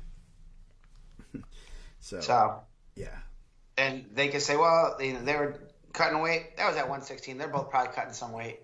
Yeah. So then 113 is going to be a real good one. Gavin Lewis, Justin Williamson, both former teammates. And I don't know. I don't think there's a lot of love there. They're both from Hobart. It sounds like that's pretty chippy. Sounds like there's been some messages and stuff exchanged. I'm hoping they close with that one. Yeah. It was a really good match at Carnahan. I thought it was close. I thought it was going to go to overtime. I know Coach Surtis was already on the call. Lewis ended up winning. I'm not sure what the final was on that one. But, yeah, I don't think that those guys are exchanging Christmas cards anytime soon. In the nicest possible way, I can say that. So, and then 120, Gendris versus, I believe you said it's Jackson Jorgensen. Jorgensen. So, I know that they have like some similar opponents. Like transitive wrestling doesn't always work like that, I guess. They said that Gendris beat a kid 7-3. That Jorgensen lost 4-3 too. So it's a decision. I don't know if it works like that, but like I think that he's wrestling pretty well right now. I would probably say I could see him getting bonuses there. Yeah, the way Gendris is wrestling right now, and Jorgensen, if Jorgensen was ranked the top 5 in Illinois, or even top 8, I guess I would say decision. But Gendris almost majored Charlie DeRocca, defending state champ. So I'm gonna stick with what we have here. So, so I got a major there. What'd you say? I'm just playing. I'm just telling you what I heard. Yeah. So that could be interesting. I mean, obviously, they're going to be looking to at least maybe keep it from getting a major. Have a chance. 126, Landon Hawkins versus Seth Mendoza. Seth's pretty good at wrestling. Yeah, Seth is really good. If you go to his social media, you can tell all the coaches that are talking to him. They're all pretty good coaches. So Mendoza pinned him at the Ironman. Yeah, and I think not only that, then you also, he's a super nice kid. He'll make you like a nice wood plaque to commemorate pinning you. Yeah, like hey, like you did a great job. Here's something to go home with. I woodworked this for you. Yeah, super nice kid. So that'll be an interesting one. Gavin Lewis, Williamson was 4-2 sudden victory last time. So that's gonna be a good one. That'd be a good one to. I mean, that's one the toss-ups definitely have circled. Sonny Sessa versus Evan Stanley. Stanley's one of the Indiana kids.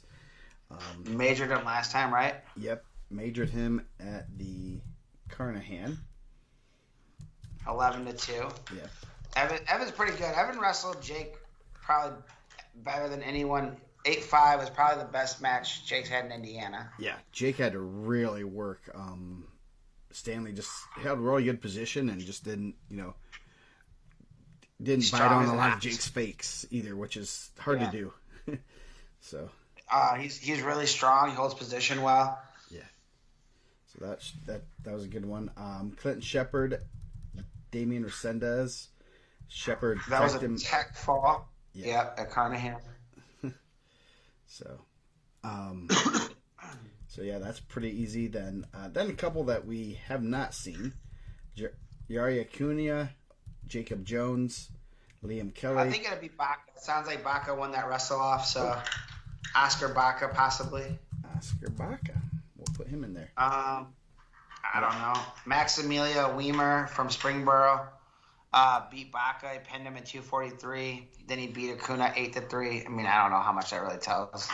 Yeah, that's a hard one to figure out. I'd say that's probably a decision for Acuna. I mean, it could get a little bit further than that, but I don't think Baca's one that's gonna, any of the guys they're throwing out at 144 are all going to be solid. So they're gonna be hard to, unless you have a really top ranked guy to beat. Acuna's ranked 7th per the IndianaMat men's. So and then you got Liam Kelly at 150, ranked number 3 versus Captor or Evan Cruz. Yeah, depending on how Cruz gets back. That'll be again. They didn't wrestle.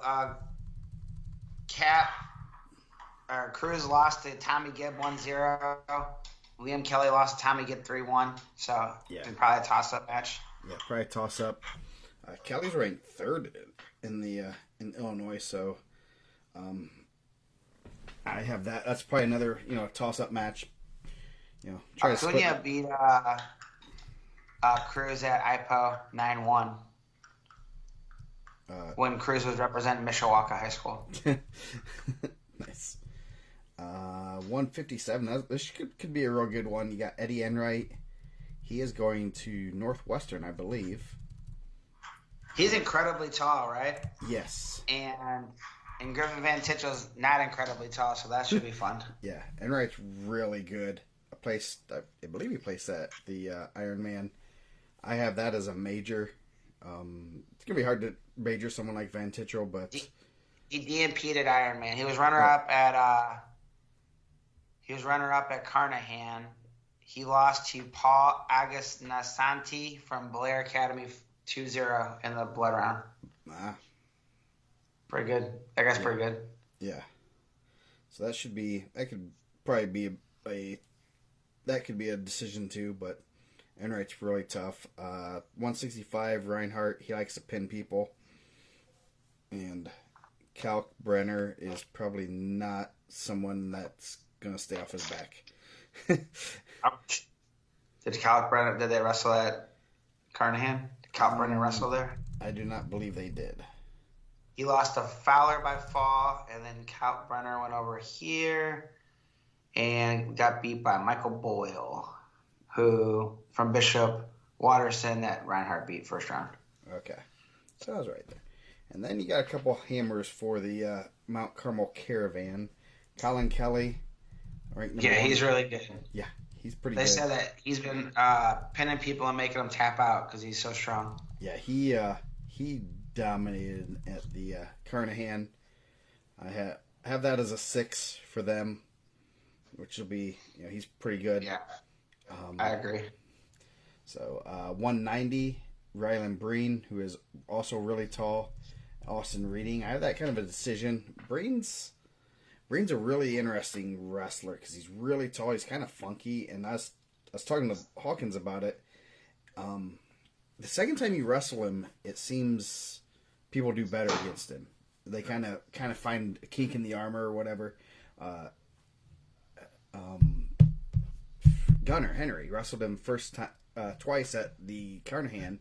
First time was like 4-1, 4-2, something like that, and then he almost majored him like it was 11-4 the next match, the same day. And there's some 3-2. Yeah, and then 11-4. Yeah, and then Salas did the same thing. Cesar Salas. Cesar lost Salas, to him. 8th grade phenom. Yeah, lost to him like in the first round, and then beat him in like the blood round or for third. Yeah, so for third. Lost 5-3, beat him 3-0. And Rylan Breen wrestled some Indiana guys. He got beat by Noah Weaver 8-4. Beat Christopher Quarles of Fishers 2-0. So kind of give you an idea. Yeah, so that's gonna be an interesting match. I know. It's just interesting to see that we have 2 recent results of guys getting better wrestling him the second time. So it's, I don't know. I mean, I was telling Hawkins, I said, hey, maybe you can set up an exhibition match before So you increase your chances the second time. I don't know. And then closing out with the Clark brothers. Crown Point's going to miss those guys. I mean, yeah. Well, they got two. They got two hanging out, just getting better behind them. Yeah. And if they improve half as much as the older ones, they're going to be pretty darn good. Will Penn, Jacobson. Yeah. Closing out with two pins. So. And did Paul not wrestle? No, he did. He pinned. They both Alex. pinned him at Iron Man or at Carnahan. Sorry. They both. Yeah, I think it's gonna be a really good duel. It's at Mount Carmel. I'm sure it's gonna be heated like it was last time. It was pretty intense. Big crowd, little gym, old gym. Like a lot of history in that gym. A lot of really good guys, Olympians have wrestled in that gym. Yeah. So I think that's pretty cool. It'll be interesting to see if there's some moves to make lineup wise. Yeah. I mean, I don't know how much flexibility. I'm not as familiar with Mount Carmel's lineup, but like, do you send any Enright up to wrestle Reinhardt and hope to pull that one out? Yeah, that'd be an awesome match. Yeah. I mean, you could. Yeah, if they have, I don't know who, I mean, like you said, we don't know exactly who they have sitting on their bench.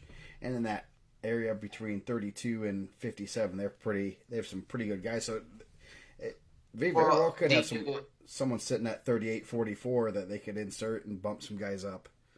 Yeah, like if you're Crown Point, like, do you look to maybe bump at 26 and maybe, I don't know, you're not going to raise Mendoza's hand. I don't see anyone getting their hand raised. Send someone out there that's going to wrestle Mendoza that's not Hawkins.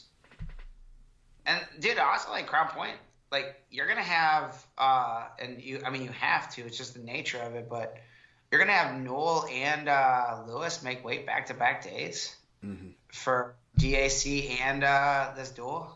Yeah. Two big events. Two huge events. And really, you need both of them. Yeah. So, yeah, that's going to be, per kind of what I ran through, I got about 34-29 Crown Point. It's going to be close. And there's a couple toss-up matches in there. And it's kind of hard to tell. You can't look at Mount Carmel's records because they wrestle an absolutely brutal schedule. So it's kind of hard to tell. You see a guy that's 10-5, like, oh. I mean, most of the time you're going to say 10-5 is not very good. There, he might be a state champ. They might wrestle the best one in the state, right? Yeah. Oh, yeah. Justin's top 5 in Illinois too. Justin Williamson. Yeah. My brother just texted me. Oh yeah. Oh, I have him unless they had their rankings weren't updated recently, but not as recent as the IndianaMat rankings. I'll say that much. Nah, we get them every week, man. Yeah, you guys have been cranking those things out. Triple B got some rankings out today. Came out of hibernation. I know we were texting off and on about different guys and where they're going to move. Lot of rumors of guys shifting weights and things like that, which is kind of what happens this time of year. Guys getting in the lineup, guys coming back from eligibility. I've seen Quentin Buckmaster wrestle for the first time tonight. I know he had partial eligibility on a transfer, so I'm happy he's out there competing.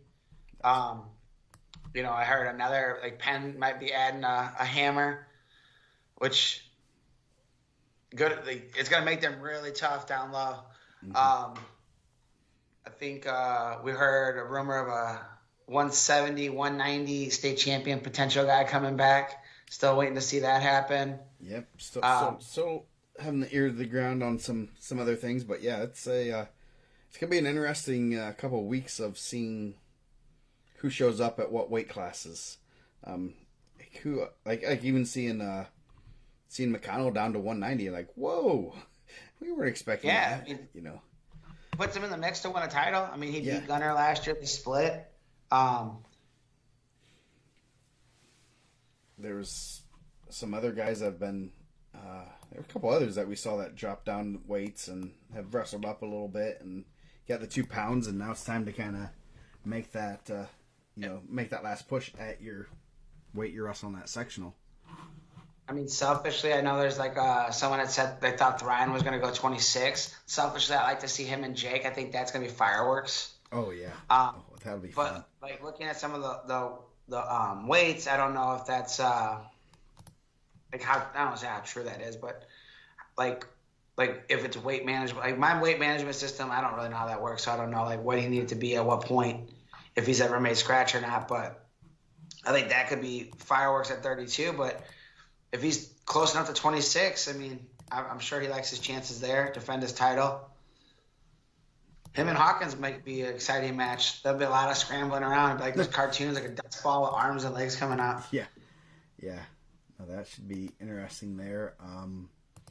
So yeah, rankings got pushed out today, and we might as well open the can of worms. Yeah. I recalculated, and this has nothing to do with how it calculated out. I've been wanting to do it, and I just finally just kind of did it, and I went through last year's state finals, and I took an average of how many points each champion got, second, third, fourth, all the way down, how many points they scored at the state finals, and took an average of it, which is pretty easy to do. And kind of recalculated my points. My points usually were, for the power polls, were usually pretty much the minimum points. Had no bonus points.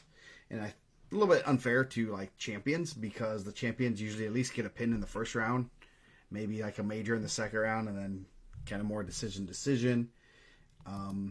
So recalculated that. I also did the semi-state. We did those ones. So you'll see like half points in there, because that's kind of what it, the nearest, kind of as close as it was, rounded up or down.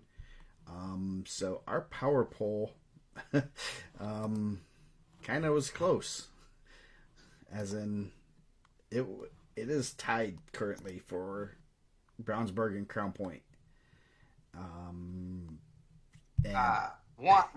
My favorite thing like to do is watch the power poll come out and watch people get upset about like how many times have we got the message that they just got beat by them? How could they be number one? Yes, or how like earlier in the year, Belmont beat Delta, and Delta's sitting up there right at they've been in the top 5 to 8 range all year, and they're like, Belmont beat them. Why are they ranked? It's like, because this isn't dual meet rankings. Because Delta has 3 really, really good kids, plus some others, but they have 3 highly ranked guys. It's like trying to, I tried to put the link that you can look into that and kind of read at the bottom. Points are calculated upon rankings with the following values. So you can kind of calculate what you have. Obviously, they just look at the graphic and go crazy. But yeah, it's all based on the rankings. So if you're ranked number 1, you get 24 points. If you're ranked number 8, you get 3 points, or whatever. I think that's 3, whatever it is. So it's based on the rankings. I give like 9 through 12 a couple points, and then 13 through 20 just to kind of show a little bit of strength. But those aren't gonna. 1 point's not really making too much of a difference. If you have 12 guys right at 9th or 13th, you're gonna have 12 points. So I think it's crazy to show like how close all those guys are, though. Yeah, and the other, Center Grove is not that far off. They're 30 points away. That seems like an eternity, but this is all based on all their studs getting to state. No injuries, no craziness. There's always craziness in the state series. I would love to. If those, and like not just draws, but there's just overall craziness. Like this guy didn't make weight. This guy got sick. This guy got called a slam. This guy is like every year. Yeah. So you never know what's gonna transpire. Obviously, Brownsburg and Center Grove have to go through Evansville, and there's some landmines there. Crown Point has stacked. Yeah, Crown Point. Compared to Evansville, East Chicago is not as hard, but they still have some landmines in there. There's still guys that if they don't get the. I was texting with some people, and Like, what are Crown Point's death draws? I mean, Will Clark might draw into Poppy Beck loser. That's not going to be an easy match. I mean, obviously Clark's going to be a favorite, but that's not a match I want for Clark or any of those other two guys. No. And I think adding Rochester in is like crazy. Yeah. But I think Penn's very solid. I think they're very underrated. I think that there's some tough draws there. I think Coach Maldonado does an amazing job. Literally one of the best coaches in the state. And can call Coach Kelsey Anderson at any point he wants. In his phone. Hey, it's like when people were like, man, I really like Brock Lesnar. And Leroy Vega's like, cool, you want me to call him? I got his number right here. But guy takes good kids and elevates them to great kids. I mean, I seen Sean was back on the mat this week. Yeah. Killing it at DT Nationals. Yeah, DT. Yeah, he's back. He DeMarco. Someone said DeMarco at 32. Yeah, that's the 32 is one. 32 is nasty. Yeah, 32 is nasty in the East Chicago. You'll have DeMarco Sessa in the regional, and then the loser of that will have an opportunity to draw Guillermo Rivera, which him and Sessa was a good match last time, but he's 2-0 against them. Ultra dangerous Angelo Vargo. Yeah. That's not a match. That's not gonna make me sleep. If I'm like, oh man, look who I got in the ticker on Angelo Vargo. That doesn't make me sleep well. No, he's way too explosive. Yeah. I mean, DeMarco and Vargo was a good match. He beat him late, and then Cesso and him was a 3-1 match. So that's real close. I mean, and then you got Fritz in there too, who's pretty solid. Also, a former qualifier from West Central. Yeah. Right, you gonna throw up? No, I'm fine. I just had a hiccup. That drop makes you want to throw up? Yeah, so that's a good one. So there's a lot of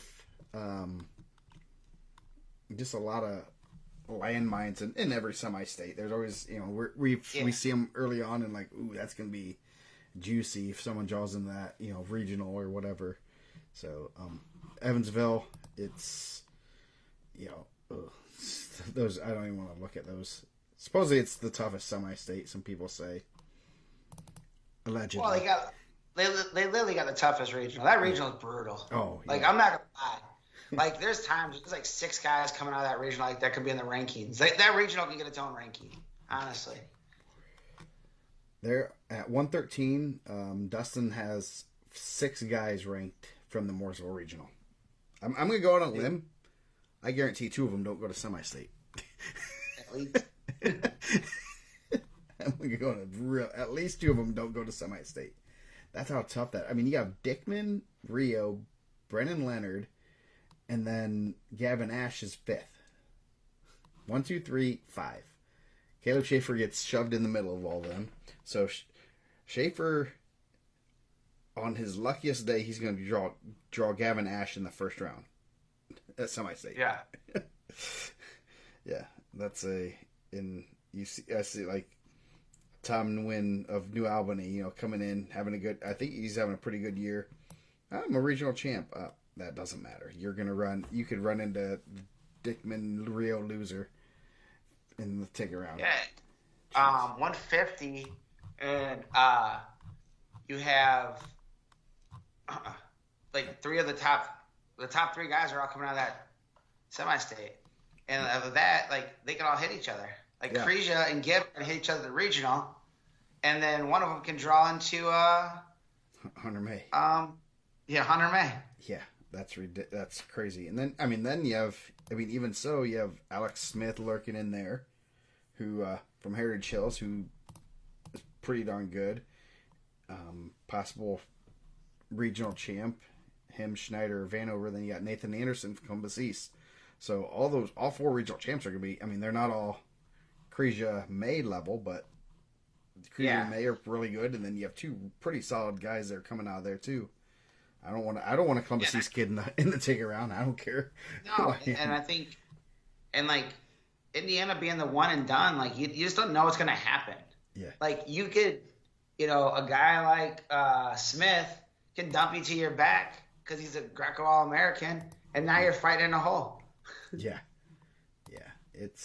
And you never, I mean, you trip, take a wrong step and guy puts you to your back for 5, but you're done. I mean, that's kind of how it is at times. So yeah, you never know what's going to go on. As you said, I mean, it's always a roll of the die, and what happens in our ticket round is, I mean, it's crazy every year. There's always things that go on that you never know what. I mean, it's just yeah.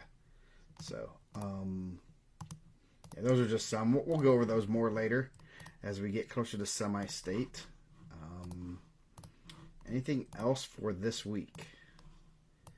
Nope. I just shout out to all the teams that were at the elementary duels, man. I really enjoyed watching that online. My brother was there, and just kind of the energy in there.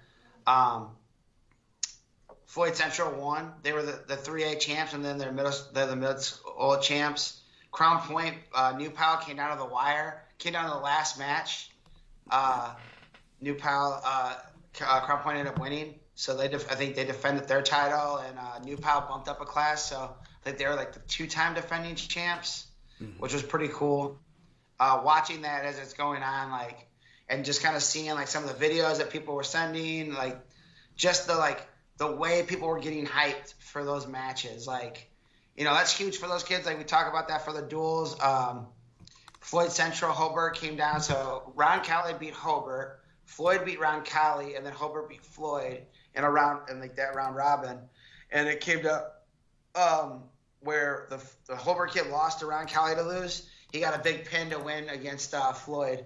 So it was pretty awesome. And they sent the video, and everyone's going nuts, and he's pushing kids off the mat, and so he can get his hand raised. Nice. My nephew wrestled. He was 3-1. He ran into a hammer for Ron Cali, so that kid's going on the watch list. He looked like he was pretty good. He looked like he knew what he was doing. I asked Howie.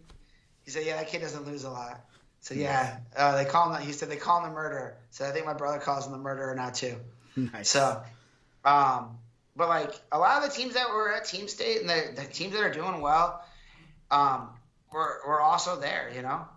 Yeah, I don't know who Alpha is wrestling, but Avon, Bloomington South, Brownsburg, Crown Point, Center Grove, Chesterton, Columbus North, Delta, New Pal, East Noble, Floyd, Franklin Central, Franklin Community obviously was hosting, Garrett, Hobart, Hamilton Heights, Indian Creek had 2 teams, Adams Central, Kokomo, Leo, Mater Dei, Mishawaka, Noblesville, Oak Hill, Penn, Perry Meridian, Plainfield, and Ron Cali.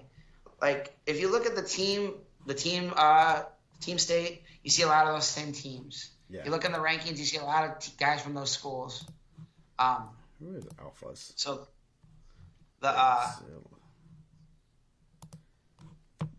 that's Terre Haute North side? Terre Haute North? Maybe? Nice. That's what the Terre Haute, one of their one of their maybe that's South, man. It might be. I don't know how their school is structured, but it says Park Heritage. I'm just looking at taking random kids and looking at who they are. But I just think that's a really cool thing, man. ISWA ran it. Shout out to Franklin Community for hosting Team State, and then the next day hosting the elementary duels. Yeah. I know my brother said a lot of the coaches were there. I know Reason was there. I know the Hobart coaches were there. So, and shout out to Crown Point for, winning the large class, and Floyd for winning the medium class. I don't know who won the small class. Yeah. Small class was... Oh, man, that says Alphas. Let me see. Hold on. I'm trying to... They're all putting Alphas. I don't know where that is. Small class was Indian Creek. Their small squad. Yeah, Indian Creek putting out two squads. That's I mean that's one of those things that you see and you're like, this is interesting because I mean they always have solid kids, but like you're putting out 2 full elementary teams. You win the small school division, didn't they? And they wrestled in the medium too, right? Yeah, I think that's really cool, man. and just like the excitement those guys are getting there. I know I've seen Eric Thomas posted a video from Crown Point won in 1 year, and you see a lot of the same names from that championship team wrestling on that team. Yeah, Indian Creek was 8th in the medium division, but no one else is bringing 2 teams. That's you know, Crown Point's not bringing 2 teams. Modern day, all these teams you're looking at, they're not bringing 2 teams, and yet Indian Creek, which is a pretty small school, is bringing 2 teams, which tells me that there's going to be some interesting. There's a team to watch in a few years. You know. Yeah, I know Coach Dowdy's doing a really good job there, and I know they have some really good middle school kids too. Yeah, so that's a team that good middle school kids. I think is probably going to be pretty solid. In the very near future. So. Great event. And then this weekend we got Girl State. We'll talk about that tomorrow. I don't think there's, it kind of, after 2 weeks of just craziness and this high level events, it's sad when you're saying like the DAC and Conference Indiana and those conference tournaments are kind of we're on the down, those are kind of a mediocre events compared to what we are, but it's real good events, and they're still great conferences, but we've been spoiled the past couple of weeks, so yeah, man, it's almost the time to start talking about how to buy tickets and get to Evansville. Yep. So, man, we're right around the corner. The season really flew. Yeah, it is. So, we're 2 weeks away, and we're gonna probably, as it slows down, we'll probably do a little bit more of a grade rankings to kind of pass some time. Yeah, because the state ranking is about to be done, and we'll get all that taken care of. Yep. So we won't have any more state ranking. I got 2 more iterations, maybe. One more. Yeah. 1, 2. Yeah. After we get sectional rosters. So. I did see Jalen May was in his conference bracket, 113. Uh-oh. That's gonna be good. That's gonna be spicy. So, I guess with that, we're gonna get out of here. We will see you hopefully next Monday, as long as the hip is good. Yeah, man, dude, hey, I'm feeling good. So hopefully, I can continue to feel good and get this pinched nerve out of here and be ready to get to Evansville and get these dancing shoes going. Nice. So we will see you guys on Monday, and have a good weekend.